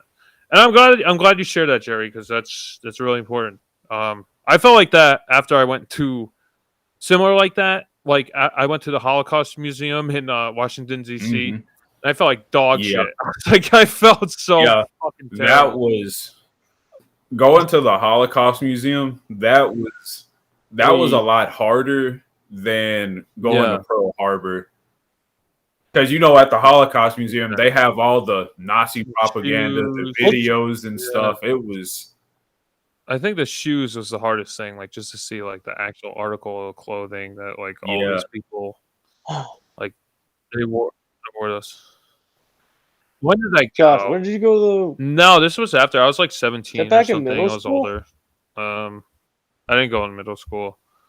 I went in middle school. Oh. It was... Did you go in middle school, Matt? Yeah, it's fucked. Nope. Why? I got pulled from Why? that. What if you have an issue with your asthma or something stupid like that? That's really dumb. Junk. So, was she worried she they said weren't no. going to have the right calzone? Shut up. What? No. I don't need this from you here. Matt, Enough all you of needed that was your reference. oxygen destroyer, and you would have been fine. Just inhale that. This is the end of the podcast. Thank you all. We're not rating Godzilla in the American edition either, so we're just gonna end it here. Thank This you. is like the power of this movie because it like made us discuss this. Like this is like, you know, just like shows how deep that this movie is. Really, you know, this is like it's a part of history. That we had. Yeah, 100%. The thing is, like, I never really had those kind of like museums. Like, the only thing we had was That like one's the cool. FDR one. That one's cool. Back when we were younger. That one's cool, but wasn't that like when you're a little kid, you really didn't get impacted too much by it because we went back when we were elementary school, so we're just like just stupid kids just running around this freaking this museum place. And just saying, "Oh, it's a neat place. It's awesome," but we never got the full. I went pretty recently. I went like awakening. a year or two ago, and you go downstairs, and it shows everything that was going on in D-Day, like in real time. Like it shows where the Allied troops were, and where the Axis troops were, and where FDR was, and where Hitler was, and what they're doing in this situation. That is probably my favorite part of the whole museum is just like seeing where all the troops were during D-Day, and they have this whole vast map of like where the troops were, and it shows like exactly the locations, like video map, like where everyone was. It's really cool. And where Matt and I grew up in Hyde Park, New York, that's where FDR is from, and he was a resident there, and he was there during World War II as well. And a lot of his plans for D-Day was made in Hyde Park. Actually, there's like this place called Top Cottage. It's like basically like an escape home that FDR had, where he went with his mistress for, a whole bunch of other reasons. But he went for a snuggle. Yeah, exactly. But that place in particular is where he came up with like a lot of decisions for D-Day, and a lot of Secret Services went through those trails. Like I would walk through those trails all the time, and like he would drive his car, and Secret Service would go through there. It's just like crazy shit, and like this stuff didn't happen that long ago. Really, it's like what 2 lifetimes ago. Not like it's just fucking crazy, And it's like who knows what's gonna happen now? It's like all this shit going on in Russia, and who knows, and fucking all over the world. It's just crazy. Shit's crazy. I know. In Tennessee, the only aside from the Christmas bombing we had a few years ago, because that's still kind of like I'll vividly remember like from my teenage years, even like now, there were restaurants I would frequent like through the area that the bomb blew up. And so was that Nashville, right? Or what? Yeah, that was almost in the heart of downtown. Yep. Oh my god! I remember that day. Yeah, I remember that day. I got news of it, and my mom's like, "Hey, did you hear from your friend Jerry?" I'm like, "Not yeah." I believe we talked a little bit today. Why? He's like, "Yeah, there's a bomb explosion in Nashville." Yeah. I'm like, "What the fuck?" So yeah, I texted him, and Jerry's like, "Yeah, we weren't. Like, was it a few blocks? So was it like a few blocks where I was living at the time with my mom? We're like 5 miles from downtown, but it was like where the explosion was. It wasn't too far from where I would be able to hear it from like Capitol Hill and stuff. So it was like. I remember like asking a couple of my neighbors that weren't assholes, like, hey, did y'all hear the bomb go off? And they were like, yeah, we heard it. Because I remember that night, I was like, I thought I heard something, like a boom from them maybe doing like blasting late at night because, construction. I was like, oh, that's weird that they're doing construction blasting at this time of night. So I just kind of brushed it off, didn't think anything about it until, I woke up the next day and my mom was like, yeah, we had a bomb go off. I'm like, what? That was pretty crazy. And then we have Andrew Bathsalt Jackson's mansion that I went to a lot as a kid. and it was learning more of the history of Andrew Jackson. He was the first Florida man before Florida was a state. Yeah, wasn't he a fucking asshole? Like that's what I hear about Andrew Jackson. He's just Yes, the like biggest that's dickhead. everything you hear is legit. Yeah. Yep. Like, and that's the stuff like before Super his dick. presidency. Like I learned stuff he was doing while he was still like a military officer and still like a young man before he ever ran for president. And I'm like, how did they let this man get away with doing so much with no repercussions? If I was living at that time, I would have took a fucking flintlock pistol and shot him in his fucking head. He was a menace to society, but you know, for obvious reasons, that we probably don't even have time to get in. But as a youth, he was Okay. It was like he had untreated ADHD and bipolar schizophrenia. And he just ran rampant, like drugging and boozing and snuggles with women. It was Andrew Jackson was one of the worst things to ever come from Tennessee. I don't know why we have him on the $20 bill. Yeah, he sucks. That's what I hear. Cool. I was just thinking of like things like historical places I've been to, like you guys said. I was thinking of Pompeii actually. I went to Pompeii. That place is. I went to Pompeii. I remember this now. It was 4 years ago. I went to Pompeii. That was weird. The only thing that didn't make the situation different or make it weirder, we had crowds of people. That was the only thing. But if you go into these people's houses, it was weird because like everything's Did you still get a the same. Pompeii rock? Everything's still set up. No. Did you take one of the bodies? No, I just got super sunburned. No. No, they moved all the bodies. Like they moved their bodies. They're not there? So they moved a lot of their bodies. No, like they're in exhibits, like setups, like they have like little areas. So not. I mean, obviously the bodies they're are not moved underneath everywhere. the fucking rubble and plaster that's basically on them. Obviously, there's no body, but like the shape of the person is still there. Why did they move them? Yeah. So no one like disturbs them, I would assume. I can see try that. to do something stupid. Yeah, I guess so. Because like there's not Jesus.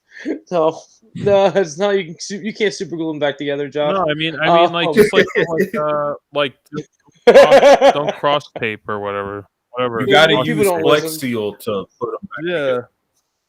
Yeah. Flex Seal. No, it's like it's the weirdest. It's like it was so weird just walking through people's houses that like that were living in this like village, like this town, and like just got wiped out and covered in ash. And it was like just still going through. Mostly every single building was open for you to like walk into. They gave you street signs like of like which direction to go and here and there, and like that's cool. To figure out a map and everything of this town. And like it's just so strange. I'm like, if I went on a day where no one was around, I would get more of an eerie feeling because you kind of like get that feeling a little bit, but once you have like 20 people outside the door like chit-chatting and waiting to come in and just look at the building with you, you're like, yeah, that feeling is kind of gone. But like, you should go at night when no one's there. I'll like to, but I think they're closed. Sneak in. No, you know what you do? You get clay and plaster. You put it over your fucking body and face, and you just lay there. No, for the exhibit. And then when they leave, yeah, when you leave, you get up and walk around, and then they'll think you're a fucking Pompeii victim that came back to life. They'll think you're a fucking haunting. And you take some chalk and write. And you gotta write in ancient Pompeian language and scare the fuck out of them. My Jesus. No, but then there's but there's another town that's like right next to where my grandmother's house is in Italy. That there is the same way as like same thing happened to it like what happened to it like Pompeii. that they got covered in ash as well. And I haven't been there. I believe my mom went there with my cousin VR, and she said it's just weird. It's weird. It's kind of weird, but slightly beautiful in a way, like the buildings and structures that they have. But like it's like kind of like you get the eeriness of like what's happened there more than like we did at the Pompeii setup. So I'm hoping maybe less people and everything else. I'm planning. Supposedly, we're planning on going again this year because of what's been happening. We're allowed to go places again, so I have to go during the summer. So hopefully, I can maybe go this one and see what what else is like this town or city would like has or whatever different structures or buildings. That'd be cool. Or if I get an eerie feeling. Yeah. Well, when you do go, you gotta let us know on the podcast. I know, I will. Yeah, we should get back to Godzilla though. But that was a good. That was a good. I know. I didn't mean to get everybody the. No. I think that was good. I think that was a good conversation to have. Because all the historical context of the film, I think it made sense for us to go to the World War II history. And then Pompeii.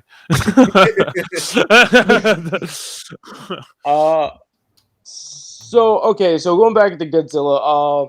So we talked about the story a lot. How do you guys like the special effects? I enjoyed the special effects quite a bit. Some of them were simple. Some of them I was like, okay, they definitely put a good amount of effort into it. Everything worked really well. And I like the fact that nothing was, I guess in the respect now, nothing was too cheesy or overdone. Everything had a nice medium and balance to it. Especially the scenes where they went from large scale to small scale. It wouldn't stay in one particular viewpoint for too long. It would, immediately switch back and then switch again if the need arose. And I thought that was a pretty neat the thing is effect. with the miniatures. Yeah, the miniatures thing is a nice story that the directors would like. They were going to they went to the highest building in Japan, and I mean Tokyo, and they like tried to pinpoint every the layout how they wanted Godzilla to come in and everything, and do the thing, and they would model and imagine modeling stuff, and they supposedly got security called on them because they're talking about oh yeah, they're that explosion there, and the fire would be there. That will be happening there, and do that. They're trying to plan their movie. They got booted out of the fucking building. They thought they were actually going to bomb the city, like that. Implications were. Yep. So that funny. was the neat thing, but including they had they only built. I believe they only built one setup for this. So basically, one take was one take for this. For most of the scenes. So if it wasn't perfect, they had to do some other option with going through it. It would have been maybe the destruction of something that failed would be just in the background of something later on. They have another cut scene to it because they weren't the way I heard a couple stories that the budgeting for this movie was kind of hearsay with this movie.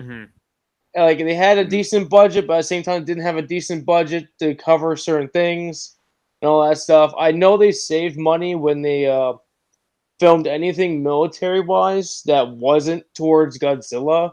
So, if you see, the army men and, trucks driving by, it's mostly them filming, army people, army units doing drills. Yeah, military. And doing practicing. Yeah. Yeah. Yeah. That's very interesting. Yeah, there's actually and then military shots. That's why it almost feels like a documentary because a lot of it's real footage that they're putting in there. And then the Godzilla suit. God bless the man that wore it. I'm me trying to pronounce his name. I'm gonna butcher his name and his legacy.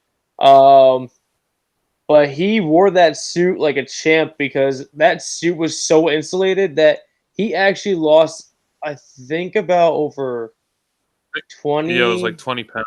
20, 30 pounds Yeah. wearing that suit. He Jesus. couldn't be in it more than I think it was like more than 5 minutes is like the maximum time that he could be in it on like a start off shoot. Because later on, as it got worse, it just got worse for him to wear it. So basically, if you catch him on set, he's wearing it halfway off his body, or he's not in it at all. But Jeez. he was a good Godzilla. He ended up going on to being like later on in the rest of the Godzilla movies as Godzilla and other kaijus That's during it. It's cool he God. kept going. So yeah, so he's like that's where you get that little photo where like Godzilla's sitting on that that wagon, like the cart thing. That's just because it's just so heavy that throw it on there, no one can carry it properly.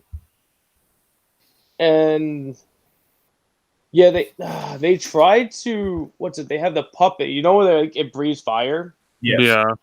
It's kind of like I believe that's a hand puppet that they use. Yeah, I They noticed rigged up that. like a hand Okay. puppet, and they kind of try to hide it with the darker color tones of the movie, and like the cloud, like the smoke of his like atomic breath is more like smoky, so you didn't see like the crappier. Like it wasn't like made well that much, so they like kind of like rushed it. So they just like, all right, let's try to hide it. I can see Yeah, that. That makes a lot of sense. 'Cause There's I a point. saw the mechanisms for a puppet in some of the scenes. Yeah. It was definitely a puppet like in that scene where he's on Odo Island and it's just like his head. It looked Oh no, that's a puppet. It looked really good when it was like the side of his face. I thought it looked really impressive. But once it was like straightforward Opening onto the his camera, mouth. he looked like Cookie Monster, and it kind of put me out of it. He looked great from the side, but once he looked right at like the camera, it looked like Cookie Monster. I was just thinking Cookie I Monster know the whole it's time. You know, it completely just took me out of that scene. I thought the miniatures are good. Like there's a lot of this stuff that's really impressive. Like when he's crashing into these like cars and all of that. And I guess like the term that they're trying to like coin was what was it? Costumation or something like that. Suitmation. Like saying like animation, but suitmation, which obviously didn't stick because it sounds really stupid. That's yeah, a lot to say. it almost sounds like they're trying to do like the Ray Harryhausen thing, like they're like his stop motion animation. He was trying to like coin like animation, which I think sounds a lot better than suitmation. Yeah, it almost sounds like I'm saying Suit Nation. Die animation sounds. That sounds like a It's weird place to buy a two-piece suit. Yeah. Obviously, there's a lot of like close connections with the Rhodosaurus and the Ray Harryhausen movie. 20,000. Was it 20,000 Fathoms? Beats from 20,000 Fathoms. Like the opening of the film, they're testing nuclear bombs, and it awakens this dinosaur-esque monster, which happens in both films. And I know Ray Harryhausen kind of had a gripe against Godzilla because he felt like they kind of just like ripped them off. But they are like different entities of monster, you know, like, but there are a lot of similarities, for sure. I think the Rhodosaurus is more impressive looking because just the stop motion itself and the animation, just like Ray Harryhausen, it's top notch stuff. But like the stuff that they do with yeah, I know exactly. It's a guy in a suit versus Ray Harryhausen stop motion, so it's kind of hard to to judge it fairly. But I think for a Japanese film with the budget that they had and with the the restrictions that they had, not being from Hollywood, not having the same kind of resources that Hollywood would have, I think it looks really impressive. And even the miniatures itself look really impressive, even if it was made in Hollywood. I think especially for that time. Like I think it looks really impressive Yeah. there. There's like a few shots where it looks kind of off, but like it takes me out of it. But there's a lot of shots too that like are really dynamic and really interesting and retrospective, and they really like get me enthralled with the movie. Just sometimes where he looks like Cookie Monster, but other than that, I think it looks really good.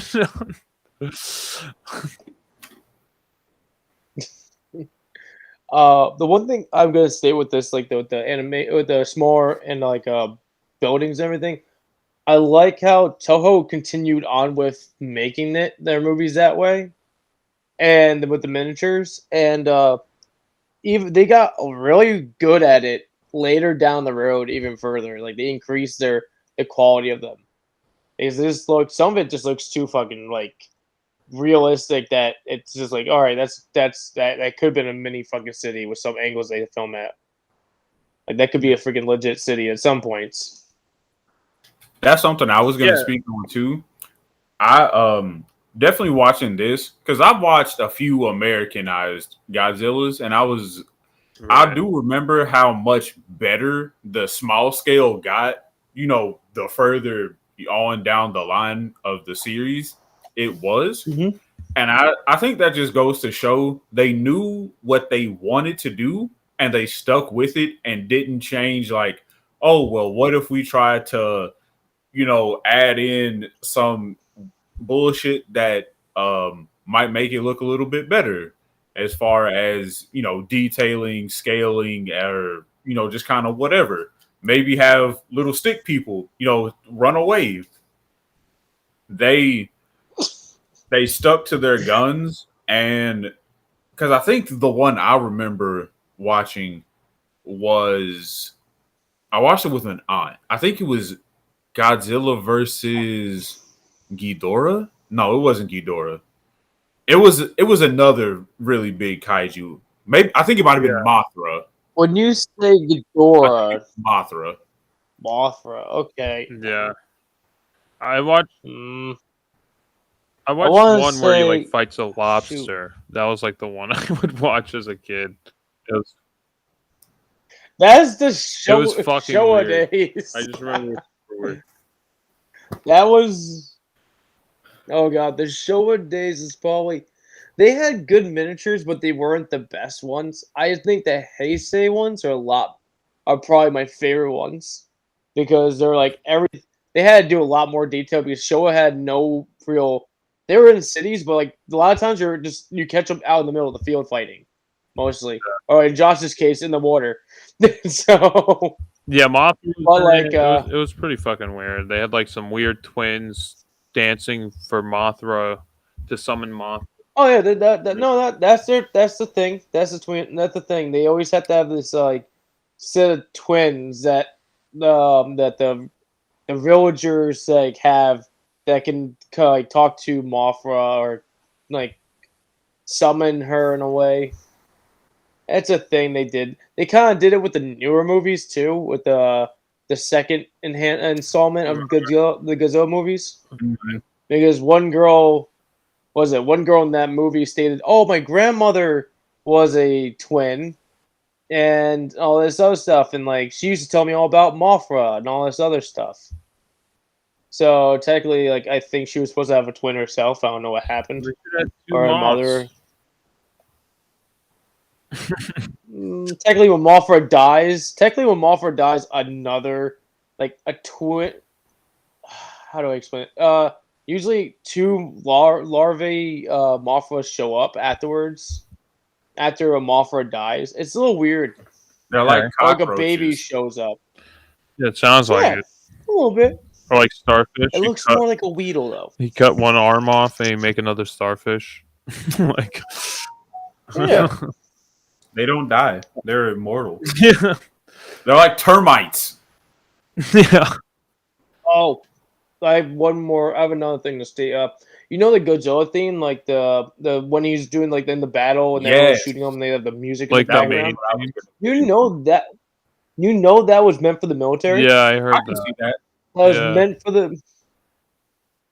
And do that. The music played when Godzilla just wreaking havoc. Everyone thought it was his theme, not the military's theme. Yeah. So Yeah, I it was just gonna stuck say, with the freak. Soho just kept it. that music that they used is pretty iconic, because once I heard it, I'm like, 100%. man, I remember hearing this in like other YouTube videos, like other like edits people do for stuff. I'm like, that's one of, and it's not even a super intricate melody either. It's maybe like 4 notes that repeat. Yeah, exactly. Dun dun dun dun dun dun dun dun dun dun. Yeah. Sometimes that's on my gym playlist. I feel like Godzilla.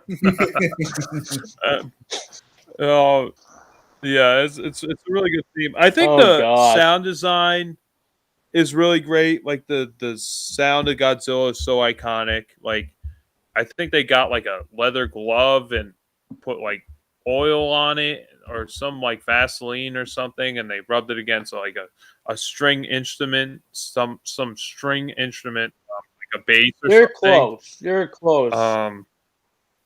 You're close. Yeah, it was. I'm trying to remember. It was some bass, it. and they like had a leather glove with like, it was like Vaseline or some type of oil to create that sound.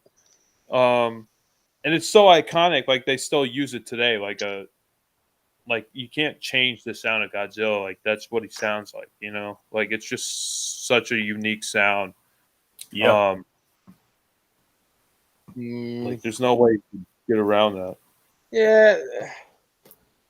No, you can't get around it, but over the years, they have changed his roar. Well, yeah, it's always like a rendition of that sound, though. It's not like they go like it's a completely different roar or something. You know, it's except for in the Legacy. Legacy decided to do the different style because they went realistic. So they went with like how would Godzilla really sound like? Kind of. What's Legacy? What is that era? That like legendary, not Legacy. Not Legacy. Legendary. What is it? Legendary. Like when is that? That the Warner Brothers, the 2014. Oh, they movies. still use that sound though. Still the same sound. They just like utilize it in a different way. Like it's like obviously the same iconic Godzilla roar, but they probably use it like in a computer instead of like using a leather glove. You know, it's still the sound of Godzilla.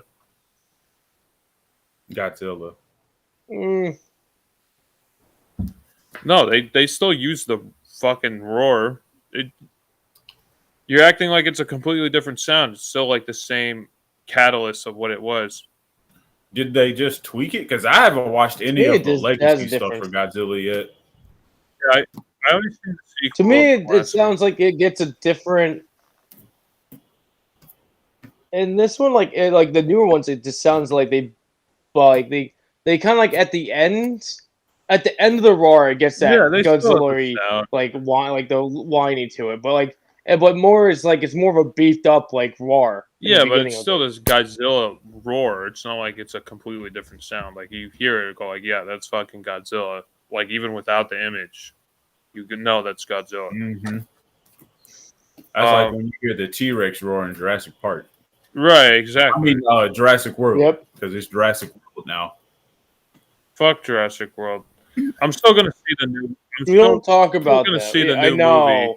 I know it's gonna suck, but I'm still gonna see it, and I'm gonna be disappointed. The last one was god awful. It really insulted my intelligence. That last one was so fucking stupid. I saw it on my birthday. Yeah, it was awful. And you fell asleep. Yeah, and you kept shoving your elbow into my side. I'm like, just let me sleep. Just let me sleep. We had a fucking bad day. We had a bad fucking day. Matt wanted to pay his money to go to bed, so whatever. Oh,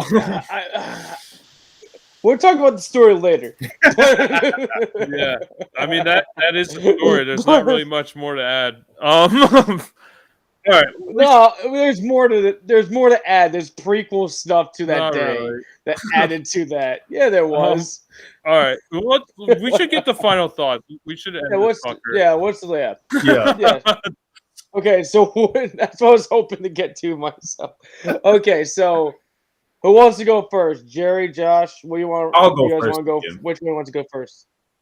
Okay. I definitely we talked a lot about the Japanese Godzilla, probably mainly because it was not only the superior film, but it had more to give than the American. Yeah, there's There's more grit. there's very little I would critique or honestly even speak negatively about. Everything from the suit to how they shoot some of the angles to even how they use the props and set it up cleverly, from how they do the singing of the children, and they just kind of mirror all of them so they don't have to get too many actors to pay. And even how they still kept up with the Japanese fashion that was coming out at the time, because I know some of the stuff that they were wearing was not cheap, especially the watches that some of the scientist gentlemen were wearing. They almost made it as if, as I mentioned before, to distract themselves and give themselves something else in life to, talk about outside of the tragedy that befell that took place. I definitely enjoyed this movie a lot more than I enjoy a good monster movie, but I enjoyed this way more than I was expecting. I told Matt on PlayStation when we were talking, I'm like, that was a depressing ass movie. What the fuck did you have me watch? But I said that jokingly, of course, because as I mentioned, there's huge moral choices that people make mention of, and they don't hold back in any restraint of the word. I would honestly recommend anybody watch this movie if they were curious to see how World War II, the bombs dropping, influenced a film. And I think it did it in such a unique and creative style that unless you were just a big history buff, it would be way over your head and you would miss a lot of the stuff that, the imagery, the sounds, and even how everyone was walking around with the Geiger counters. That would be a complete oblivious miss to you. And I'm honestly going to give this movie a perfect 10. I would love to watch this again and own it on Blu-ray. It did take me to a place, like I mentioned before, when I went to Pearl Harbor, and seeing how the Japanese dealt with the tragedy on their end after we dealt with ours. I definitely have a different appreciation of being born, now as opposed to then. We still had, our own tragedies that I'm not going to get into, but I don't think I don't know how I would deal with the devastation of having to go through that on either party. And this movie definitely did a good job of showing another reality that nobody really thinks of. Yeah, 100%. Yeah, I mean, I can't really add too much to what Jerry has said already. The only thing I would like to say is, I think I respect this movie more than like I enjoy it narratively. Um, that being said, I really do enjoy this film. Um, I do want I like Jerry said, I do want to like own it on Blu-ray and watch like the special features and behind the scenes and like get to know like as much of the historical context as possible. Um, I think for me personally, I'd probably give this a 7. Like I enjoyed the film, but like I think narratively, I think it just kind of like there's some things that I wish it kind of had. Like if I was going to compare this to like King Kong from like 1930, when it was that 33. Like I would, I would totally like pick to watch King Kong like over this. I think it's just me like, I think it's just like just what I, enjoy and what I get out of movies. I think that narratively, I think it just makes like there's like a through hold throughout that whole movie. And this one, like you almost got to get the historical context to really enjoy and gather everything that's going on in the film itself. Like if you're just like watching the movie without the historical context, I don't think it's going to really hit the same merit as it would if you actually do dive into it. So I think that's what makes the film interesting is like you're going to be looking into the historical context and like getting more out of it that way. So that's, like I said earlier, it almost feels like I'm watching more of a documentary than I'm watching like just a monster movie. If I was just gonna watch like an old monster movie, I would like pick King Kong because it just has like a through line story, and basically you could pick up what it's all about like pretty digestibly, pretty easily. This is a little more complex. I'm not saying that's a bad thing. I'm just saying narratively, I think it's kind of lacking a little bit. So 7 out of 10. Okay. So I don't get the vote because I'm gonna be biased and I'm a Godzilla fan, so I don't get to say it. No, I'm just joking. No, when I was growing up with this movie, I only watched the American edition. I'd never seen like the original OG, like Japanese flat out. I always seen parts, always seen here's like all this stuff because like they really never really put out their Japanese one until 2004, Mm-hmm. and it was really rare to find it still on DVD until like I think now it's more you can find it everywhere now more. But if you go on like Amazon, Best Buy, or something like those places, but like I seen this one version of it. Like if I was gonna rate the American one, I was going to go with an 8. It's 8 because it's so dumbed down to the Japanese one, because the Japanese one, once I watched that, I'm like, this is so much different than the movie I'm used to. I didn't like everyone states like, yeah, you're gonna get more of a horror to it. You're gonna see more of the graphics. You're gonna see more of these things that they're trying to teach you and show you what happens in the history of the what happened after the bombings and everything, and like what all occurred after a while with Japan, but using a monster to help tell the story.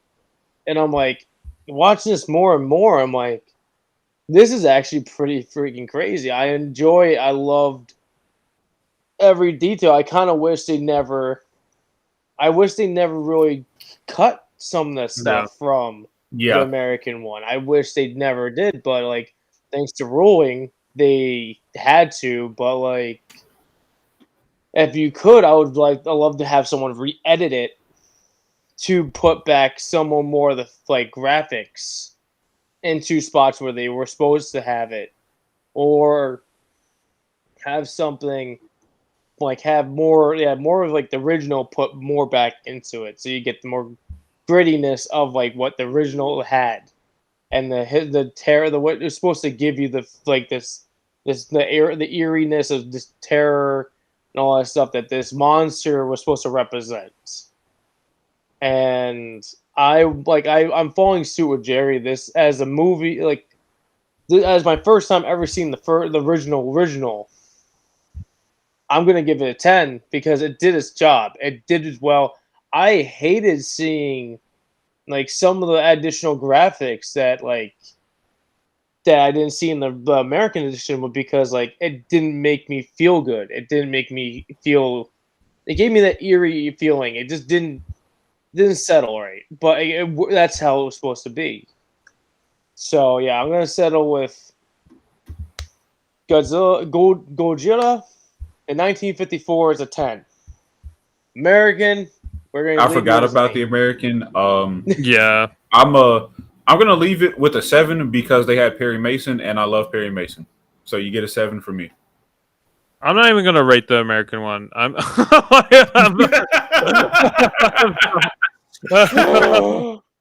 dare you? I guess if I have to, I'll give it a 5. I don't know. It's fine. That's fine. The Japanese one was just such a moving, piece of cinematography to watch. It was right. Exactly. I was watching the American one. And I'm like, I can't watch this. It's taking away too many pieces of such a good formula. Yeah, I almost wish I went backwards. I wish I watched the American one first, and then I watched the Japanese version, the original. I wish I did it like that. Well, I feel like I would have got more out of it. Yeah, because like when I watched, that's the funny thing because I watched the original, not the original, the American original so many times that I didn't have to do that. So when I watched the original, headphone just died. So give me 1 second, flopping. Hello? Okay, I'm back. So going back to this setup and everything, we're gonna it was like weird because I remember the opening. Like the opening is like the Steve is on the ground underneath rubble and shit, and I'm like, oh, that doesn't have and you had the boat and everything. It starts off with that, then they go to the boat. Let's go back to the beginning, and this is just like you get the boat, you going further in the storyline, and there's other stuff like you can have things flip flopped all around. So I'm like, oh, I see so many differences. Like the part when they do there's a part when they're on the island and they're doing the ceremonial dances and they're telling the story about how they sacrificed a woman to the creature and everything. Yeah, that was in a different spot. That was a different spot for me. So it kind of felt off top. Like it felt off weird, like a little weird because when I was watching the original, I felt it like it was more like. Yeah, I was like I noticed it, but it wasn't like that much of a notice to me. And the American one, they made it more prominent to see the dancing of them, and they would tell the story. They told the story to Steve, and I'm like, oh, okay, okay. This is just some more changes I saw, but anywho, we're done talking about Godzilla at the moment. Josh, what are your 2 picks or pick? Oh, my picks. Oh, for next week's episode. I was gonna do something next week or 2 weeks, but I decided against it. I'll save it for another episode. So the short is gonna be Superman, the Mechanical Monsters. I think it's 1947, and the main event is going to be Superman versus the Mole Men, which is like a short little movie, but I guess technically it's in like 3 different episode parts. 1950 something. I don't know the exact year off the top of my head, but we haven't done the Superman themed episode in a while, so I felt like we should do this, and I'll explain it when we get into it. Okay. So, and the Superman versus the Mole Men. Because it's hard to hear you a little bit. Nope. Yeah. Okay. I'm sorry. I can't do this about my mic. Yeah. I can hear you. That made it a lot better. I had to go left. So I was trying to guess what you're saying. Yeah, Superman versus Mole Men I have not yet seen, so that'll be fresh for me too. So yeah, it's gonna be basically George Reeves' Superman first debut is Superman versus Mole Men. It's like a small movie, basically. I don't know. It'll probably be on HBO. Okay. We'll find it somewhere. Superman versus the Mechanical Monsters. You can find anywhere. You can just find on YouTube right now. That's Okay. So yeah, that's it. So if you guys don't want to be spoiled, yeah. Wait, go ahead, Jerry. Take it away. No, go ahead. So if you don't want to be spoiled for Superman versus the Mechanical Beast and Superman versus the Mole People, make sure to watch it before next episode. Yes. Yes.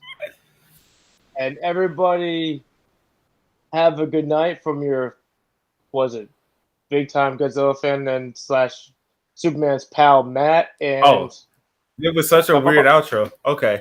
Yeah. I'm trying. I'm trying. You just threw me for a loop. I like how Jerry said it. I didn't say I'm it. sorry. I'm trying. This is Jerry guiding you all in Green Lantern's light. This is Josh sending you off up and away until next BatYard's finest episode. And becoming One episode at a time. and one episode at a time. Oh man! All right, goodbye, everyone.